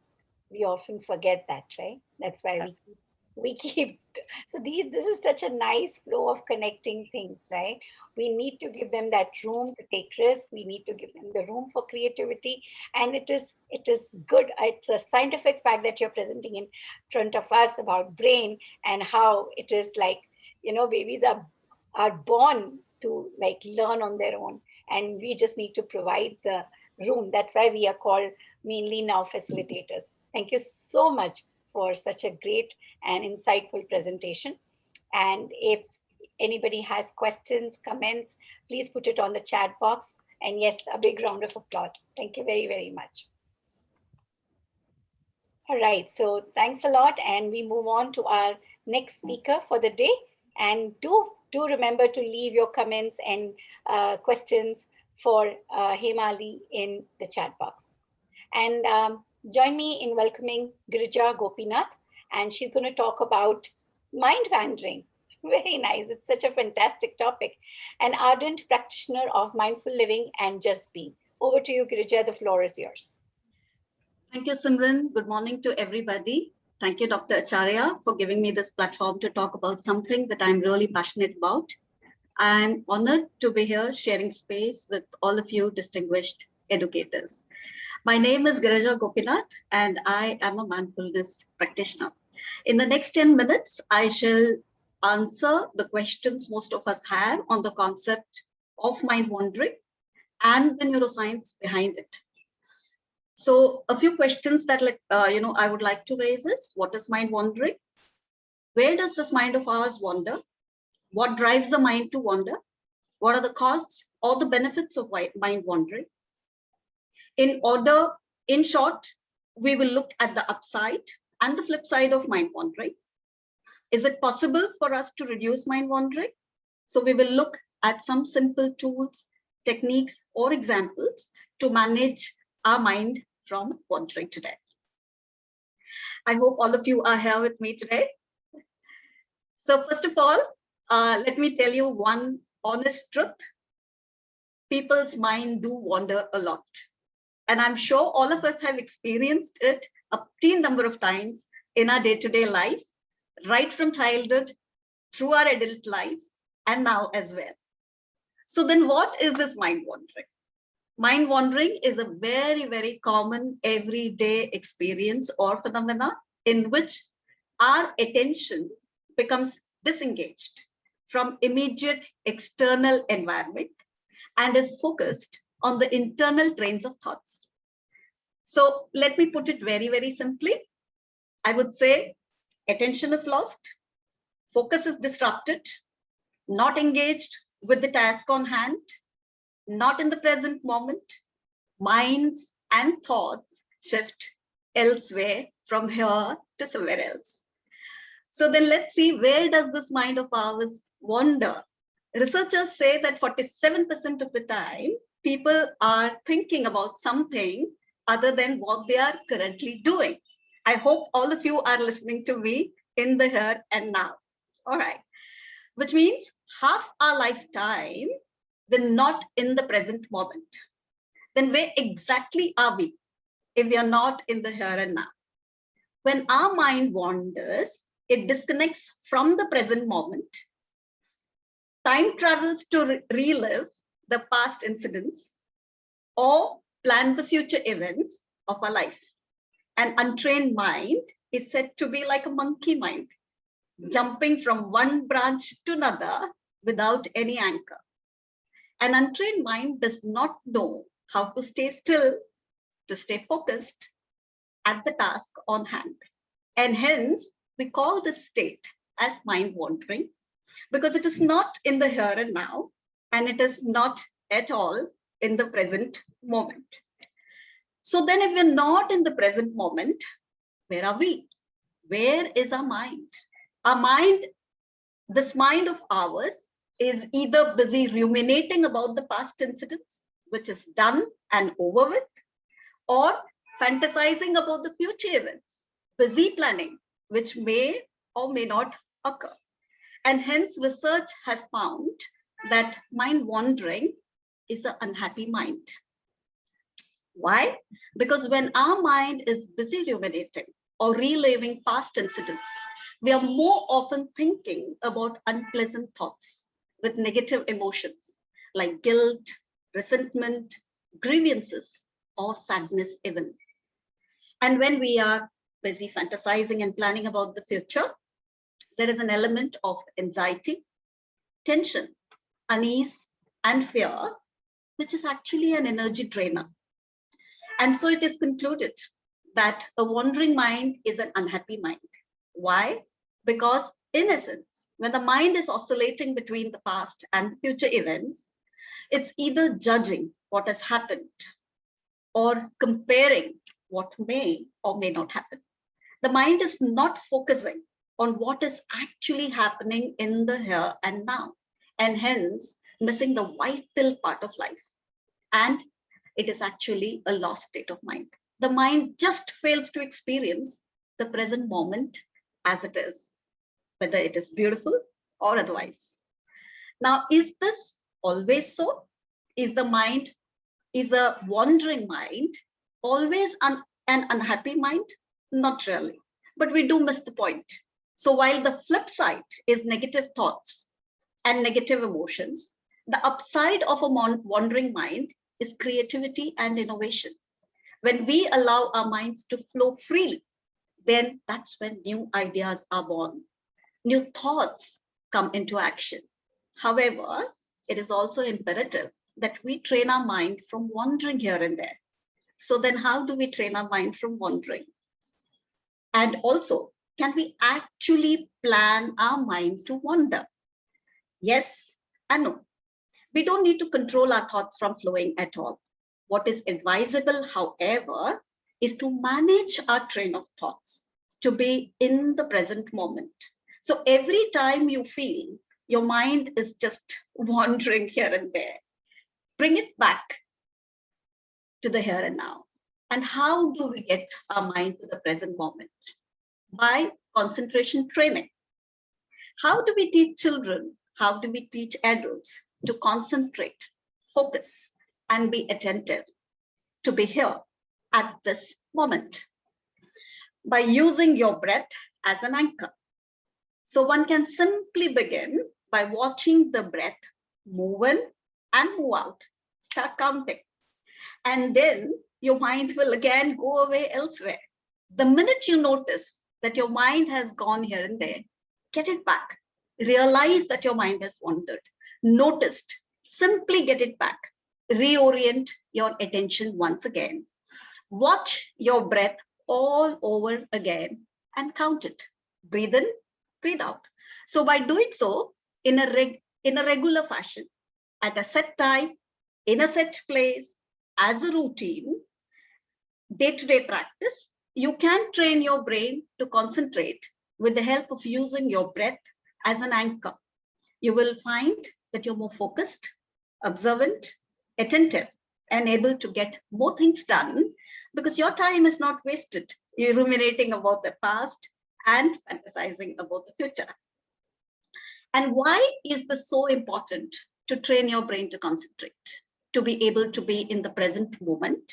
And we can do that by paying attention to this moment, to whatever is happening in the here and now, in a very open and accepting way.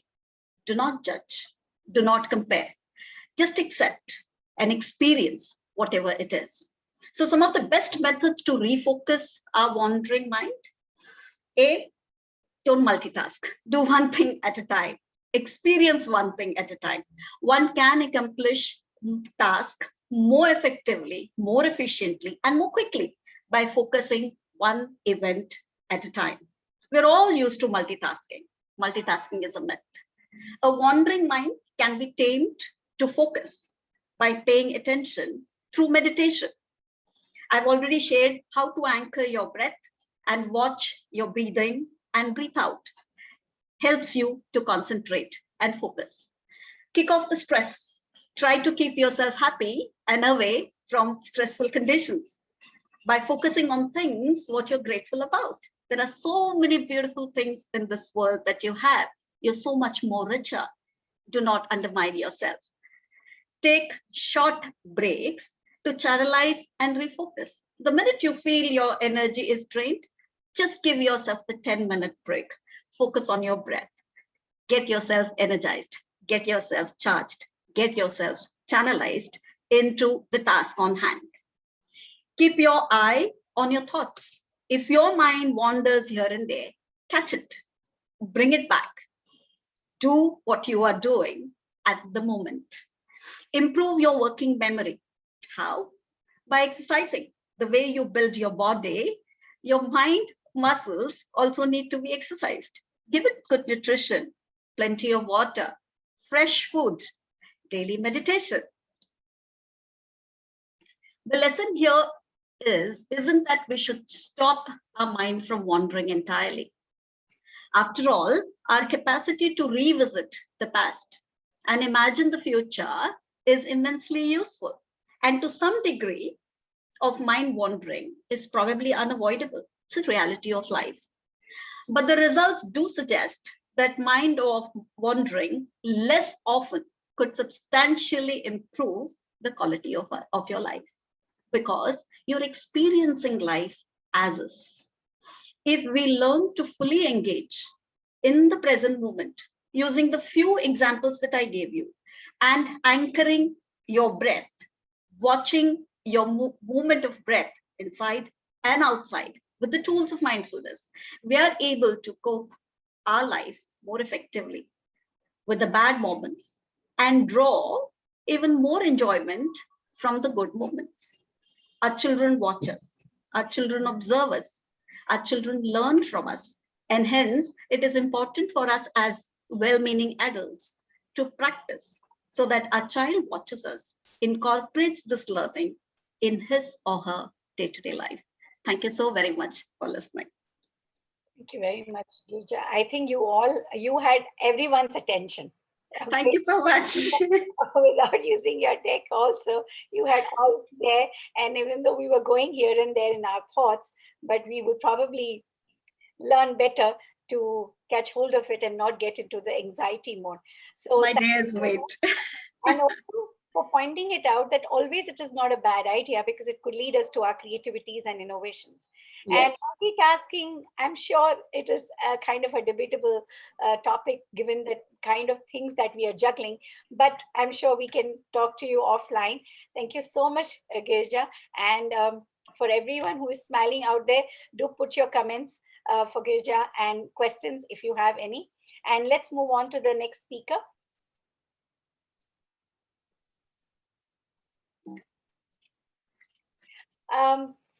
Let's welcome Aditya Bisaria, and he's going to talk about igniting the early child education.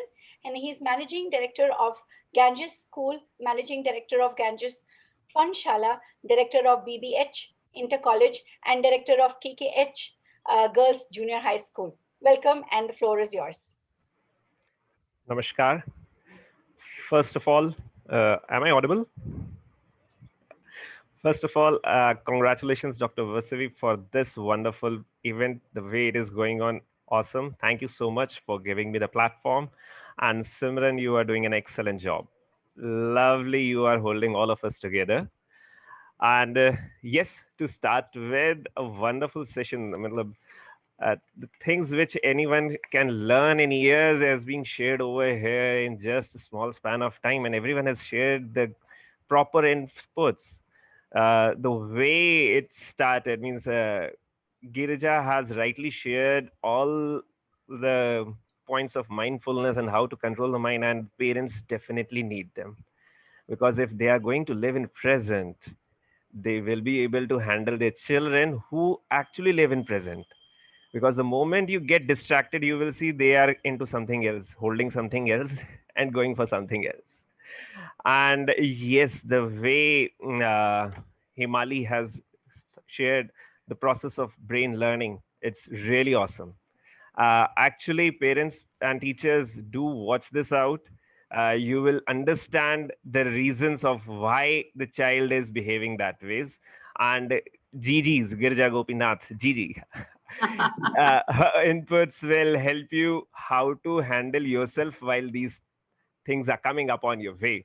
And yes, the risk takers, as discussed by Katrina, is really great. Yes, that happens, and it has to be taken care of in the right direction. We have to give the right direction.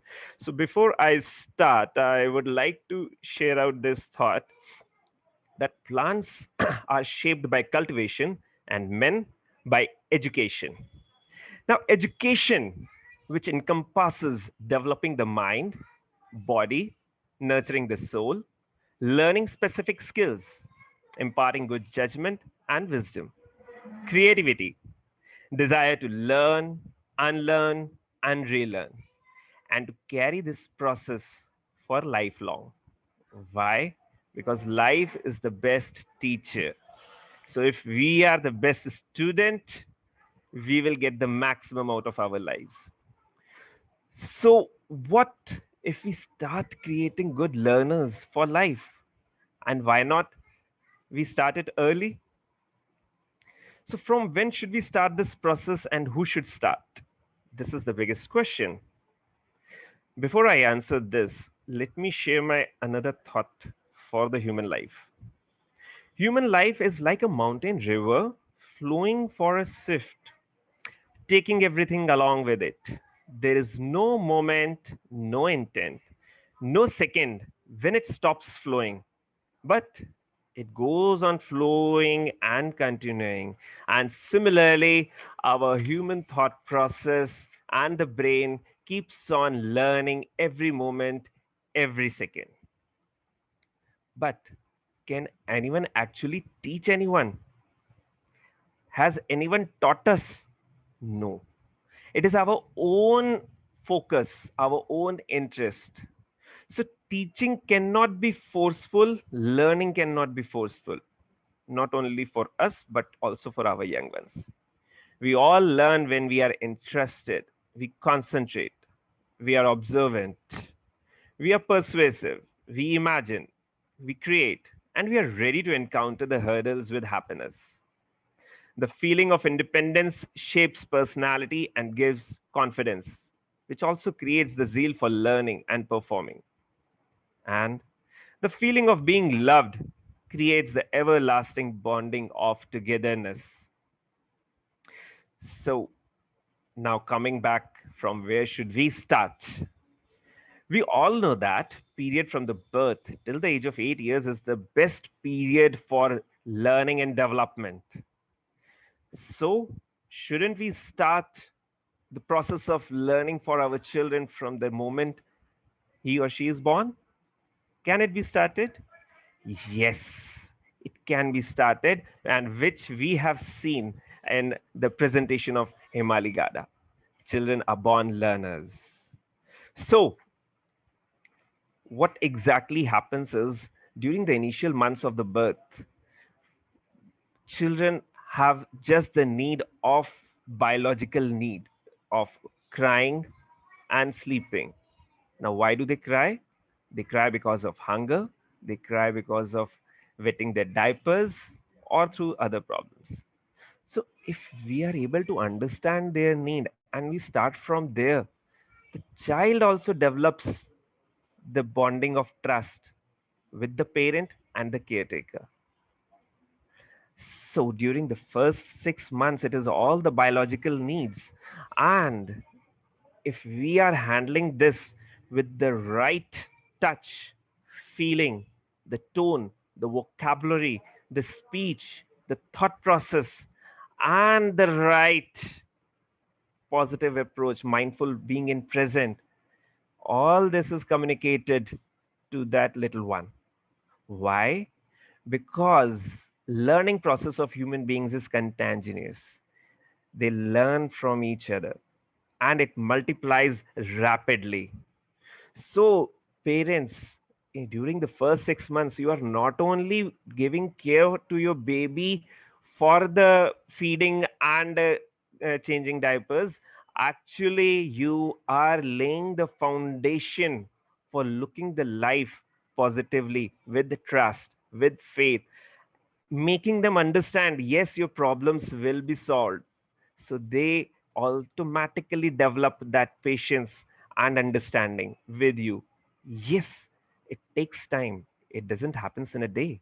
But the early you start, the better it is. The next 6 months are related to walking and exploring the environment. Your little one wants to explore everything and learn. Again, the mode of learning is eyes, ears, touch, and tongue, fully explained by Himali. So I'm not going into those details. What I am telling you is the room is to be given. So how will you give the room? Do not overreact upon their explorations. Understand why they are exploring. Assist them in exploration. If they are going into a wrong zone, distract them. Use your mindfulness. Come into present. Do not overreact. Prepare yourself with the distractions, and also, if nothing works, be strong to give your shoulder to express his feeling for the no which he has received. No gives the biggest hurt than anything in life, and this goes with your young one also. So if he's crying and expressing his unsatisfaction, allow. It's good for them. But yes, not during the first 1 year. During the first 1 year, burps are there which are to be taken care of. So crying is not good at all during the first year of the birth. But once the child crosses first year, has started feeding with the normal food, crying is okay. Allow them to cry, give your shoulder to them. Moving ahead, when the child is nearing the second year, now the child has started, will try to walk also. The main focus of the child is on walking and communicating his feelings through screaming. And the more the child will try to put the things, grab it into his hands, put it in the mouth, and explore the things by throwing it on the floor or by checking the sound and everything.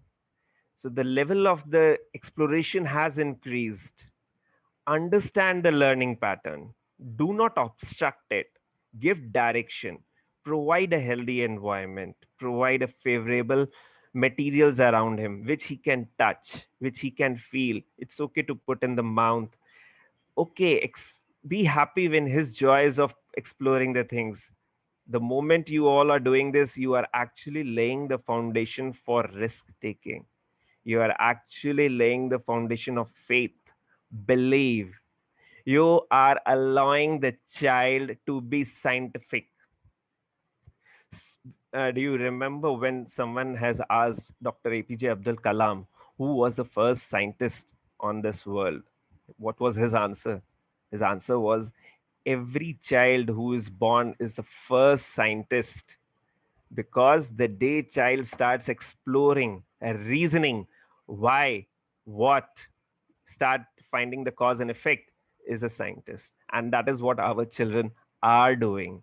They are not here to distract, they are not here to scream, they are not here to harm you or themselves.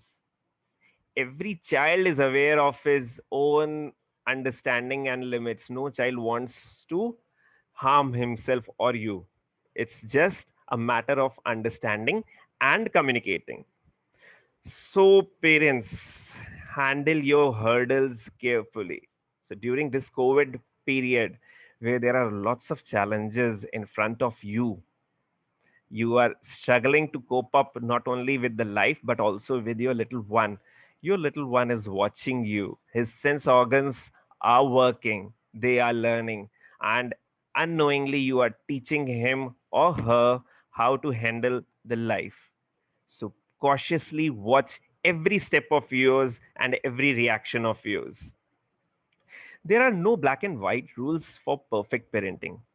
It is all situational.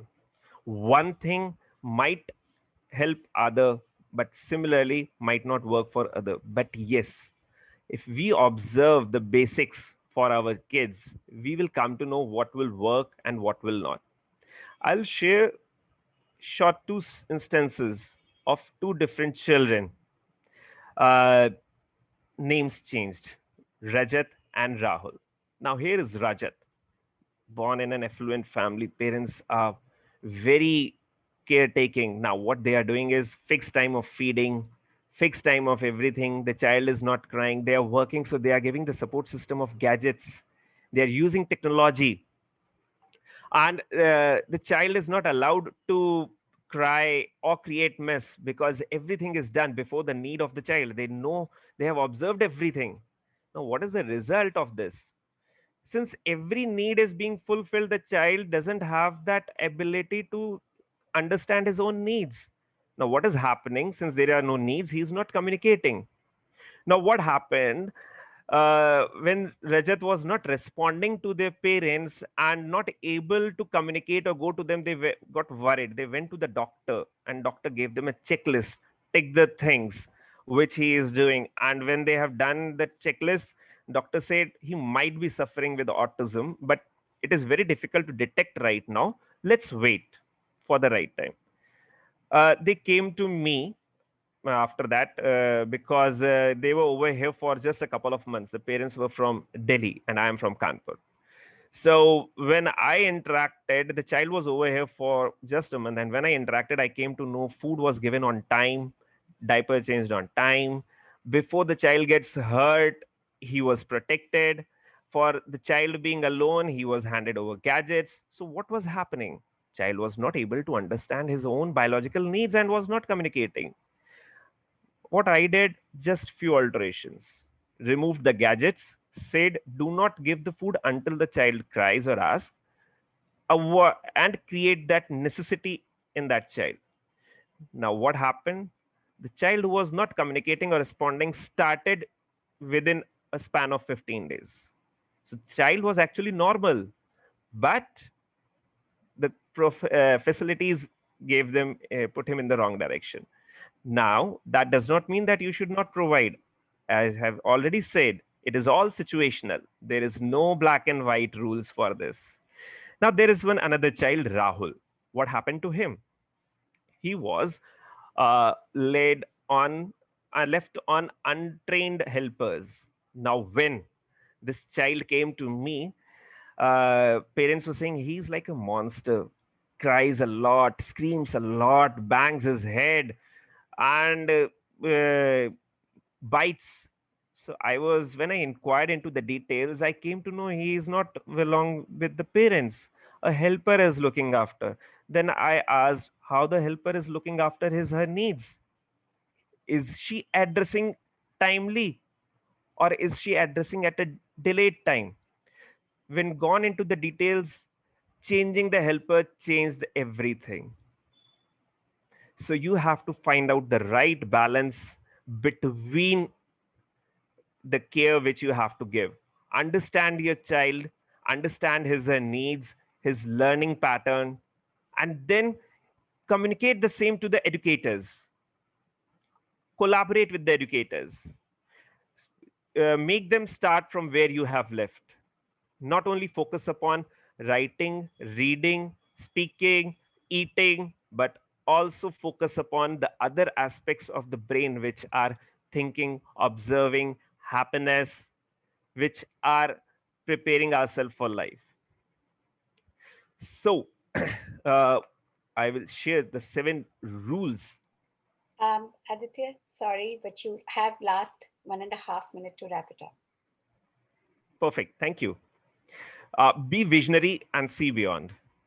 So do not look at your child as a troublemaker as of now. Rather, see him that he is the future of your family and the nation. So prepare him for that. Invest time in communicating with him. Now, communication doesn't mean only verbal speaking. It involves all the aspects of thinking, touching, watching, smiling, everything which I have discussed. Develop coping mechanism. So your child is watching how you are handling the hurdles. Prepare a chart for yourself after observing your way also of handling hurdles. So I guess Girija Gopinath has very well explained the process for that.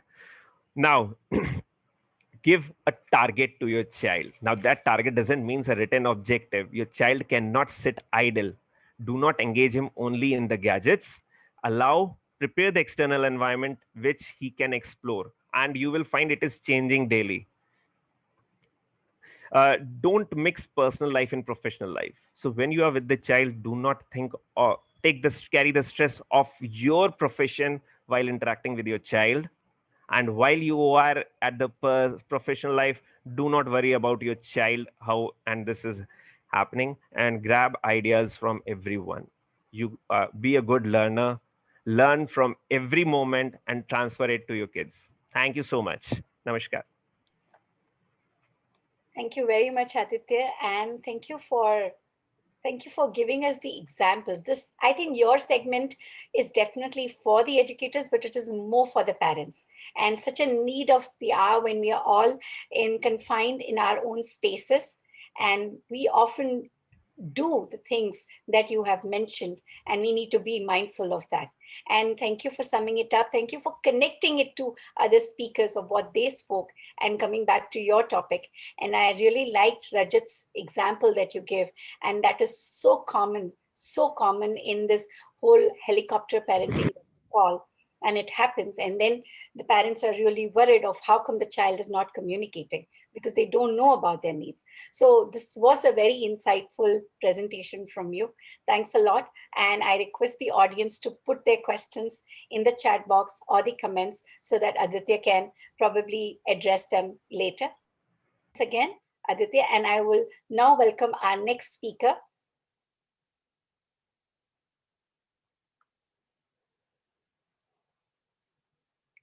And join me in welcoming Virender Arora, and she is going to talk about the whole child early learning goals, an innovative visionary educationist and dynamic leader with qualifications and 17 years of experience in British and Indian education system. Over to you, Virender. All the best. Thank you. Thank you. And let me just share my PPT. Yeah. First of all, big thank you to Dr. Acharya and all the speakers. You're doing a really great job, honestly. And as my topic is whole child early learning goals, I think all the talks that we had so far, that you have covered that what is required for the perfect development, or for the brain, what is required, and the kind of environment required. So yes, we know all these, yes, but still when we look at this topic, it still raises a lot of questions in our mind. What is a whole child? What should be the early learning goals? Should there be written goals, or should it be just a free play, or whatever? So is the now audience could be parents, could be policymakers, or adults, anybody who reads this topic, the things that come in mind, is it related to growth? Is it related to the checklist, which a medical profession actually says that all the vitals are absolutely clear and the height, weight is as per the age. So it is perfect. And or is it related to the development of the skills at particular age? But we all know the sequence of development, happens in the same order. It can, but rate of development is different from person to person, from baby to baby and child to child. That's what I mean.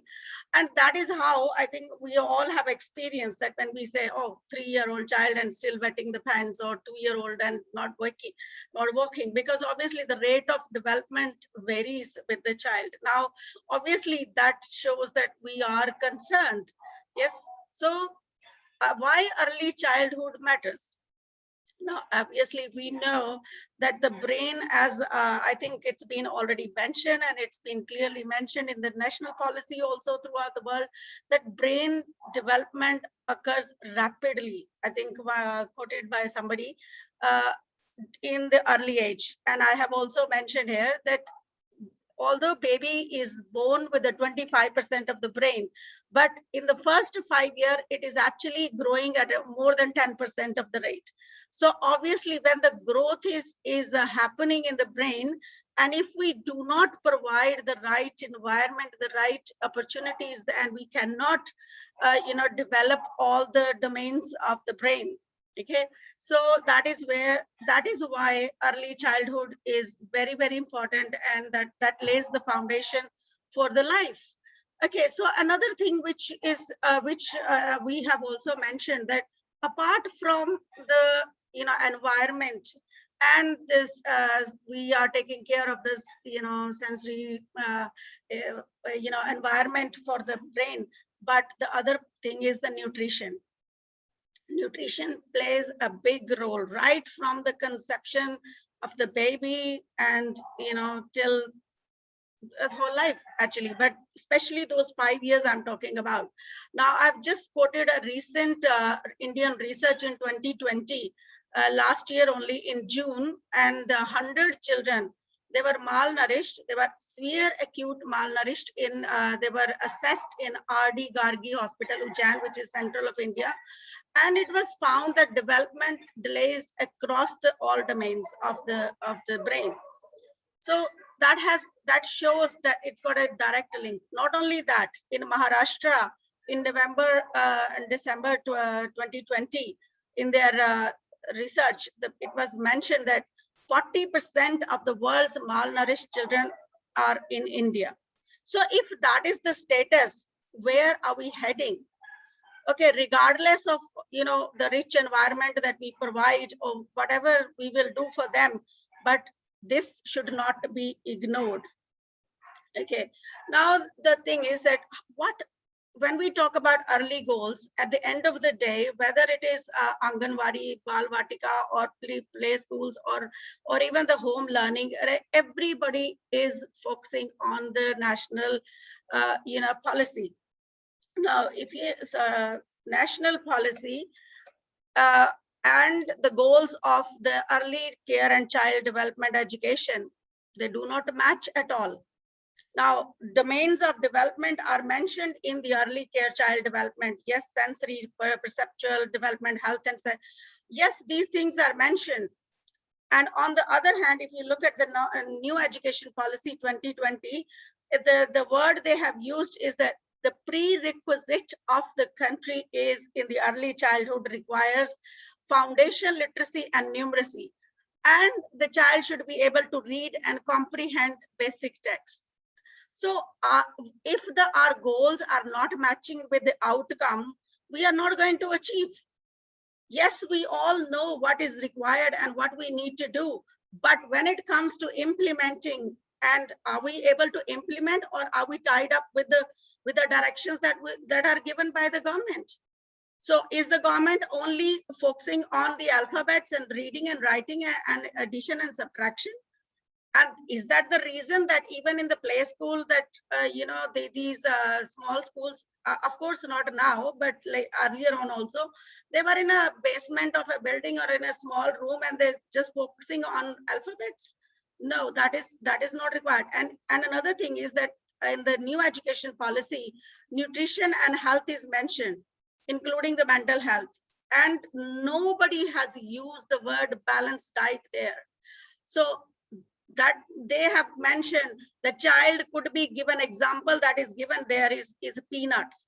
Yes, peanuts may provide protein and which may be very good for it. But then on the other hand, if you are recommending that the early child care and educators, they can be just 10+2 with the 6 months training, how would they understand the value of peanuts? And if the adults will be following the same and having the peanuts every day, they may end up having cholesterol and maybe heart problems. So balanced diet was not mentioned, and who that can help for taking care of all the domains of the brain.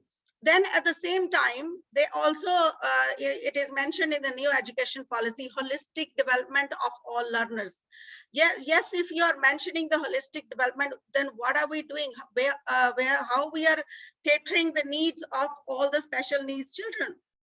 Yeah, so it is a really matter of concern when we talk about the goals. Yes, we know what is required for the child, but is that what our policymakers are expecting from us? Because unless it is documented, it's written, it is not going to be implemented. Otherwise, it will be left all on the educators, on us. That is the reason that some schools were doing well and some schools were not doing so well. Some Anganwadis were doing well, and it depends on the passion of the educators. Now, if you look at the situation when we are expecting the mothers to look after, and as we have already mentioned, that mothers, they are also working from home, or some of them might be the home, homemakers. So what they're doing is, because they are busy in other household work, or those who are working, they may be keeping the child in front of the television, in front of the screen, or in front of any gadget. So thinking that child is sitting quietly and child is enjoying and child is learning, as it was mentioned in the early, I think that Byju's, we giving that screen, but is that the real learning? Is it going to develop all the domains of the brain? Or there's not going to be, is it healthy for the eyes, or for other sensory organs? Or what cognitive development are we going to develop in the child? And aesthetic appreciation, as we mentioned earlier on, the kind of environment that we need to give. So I think my parents who are also listening to our talks today, and they also need to think about it. So that raises a lot of questions. Now, the new education policy has, as I already mentioned, it has not mentioned about the link between the parent. Positive parenting is not mentioned there, when parents have a big role to play. Yes, technology is not mentioned in any of the domains of the development, although technology has to be used, but how it is to be used, of course, that is out of the question, because the technology is not mentioned there. We are talking about experiential learning later on, but does it not begin from that age? And that is when the brain is, developing so rapidly. So it is, we need to think how we can engage them. So obviously that leads to so many questions. How can we build characters? These characters are not dummy characters, means each one is unique. As we mentioned, and I think we all know that multiple intelligence of the gardeners, that everybody is unique. Everybody has own characteristics. Then that means how can we take out, how can we ignite their, brain and bring out the best out of them, whatever the potential they have. So that is exactly is called the whole child approach, not just the academics, not just the numeracy. And when it comes to language, now another thing is that especially those who are in the early years, like if you teach language, say for example English from A to Z. Now if they're teaching A to Z, there is no link. The child is not able to read and write with that. Okay, so yes, some of us, we follow the phonics also. Yes, they have the different sounds, but again, everybody has a different dialect. So who is going to take the responsibility of that? And then, as we already mentioned, the life skills. What life skills are we teaching at the foundation stage? Yes, decision making is there, risk taking is there, but if it is not mentioned in the ECC, or if it is not mentioned in the national education policy, do you think these young or these 10+2 qualified teachers or practitioners or carers or assistants, they are going to take care of it? Okay, even if they are, for example, then do they have the ability to observe and actually take the early intervention? So 21st century literacy skills. Now, media itself is a literacy skill. It's providing a lot of language skills to the child. When I did my training, I was also surprised. Obviously, it was many years ago, and the first question we were asked in the teaching of English language that at what age the child start reading. So obviously, everybody had this in mind, that obviously when the child actually goes to a formal play school or a school, but then we were told that the moment the child recognizes a symbol and link that schema with the symbol and able to express, that is what called a literacy skill. So looking at the M, if the child can recognize that this is a McDonald's and I need a burger from that, and that means the reading starts. You just have last 1 minute, please. Yes. So all these things are very brainstorming. The power of and potency of the storytelling is not mentioned, because if we are in a diverse classroom where people are from the different cultures, from the different languages, because nowadays migrating from one state to another is very easy, and they are doing it for various reasons. So then literacy and play have a big role to play. The communication, how we can use this to develop. So these strategies still need to be looked at, and I think to be addressed. And I'm sure this organization is doing a wonderful job bringing these platforms and highlighting it and making all the educators, parents aware. Now, another thing is, because why are we talking about it? Every child matters. The whole child approach is not just for the children who are developing at their pace or at the normal pace, what is expected, but what about those who are more able, those who are less able, those who have special needs, as it mentioned, there's varied in whether it is ADHD, whether it is autistic, or whether dyslexic. So what are the needs? What kind of resources required? What should be our goal to help them? What kind of environment? Yes, the government, as I mentioned at the bottom, the government is spending crores and crores of money, 60% on the school education. But if our goals are not right, we do not understand what we are giving to the child, the environment, then where is this generation heading to? This is a time to think and act, because obviously COVID has already taught us many things. It said really turned upside down of the education system, when we did not expect that even an early years child will be sitting in the home and learning on the screen. So this is a small part of a big problem. And I hope this would be just a brainstorming session. Of course, it each needs a big exploration and talk about. And thank you so much for listening. And hopefully we may get more answers to these problems by the end of the day, although some have already been mentioned earlier on. Thank you so much. Thanks so much, Varinder, and thanks for bringing us all to the focus of NEP 2020. It is something that we need to keep in mind when we are making these changes. Thanks a lot. If you have questions for Varinder or comments, do not forget to put it in the chat box. And thanks once again for your time. Would you kindly stop sharing, Varinder? Yeah, sure. And with this, we are completing on the second slot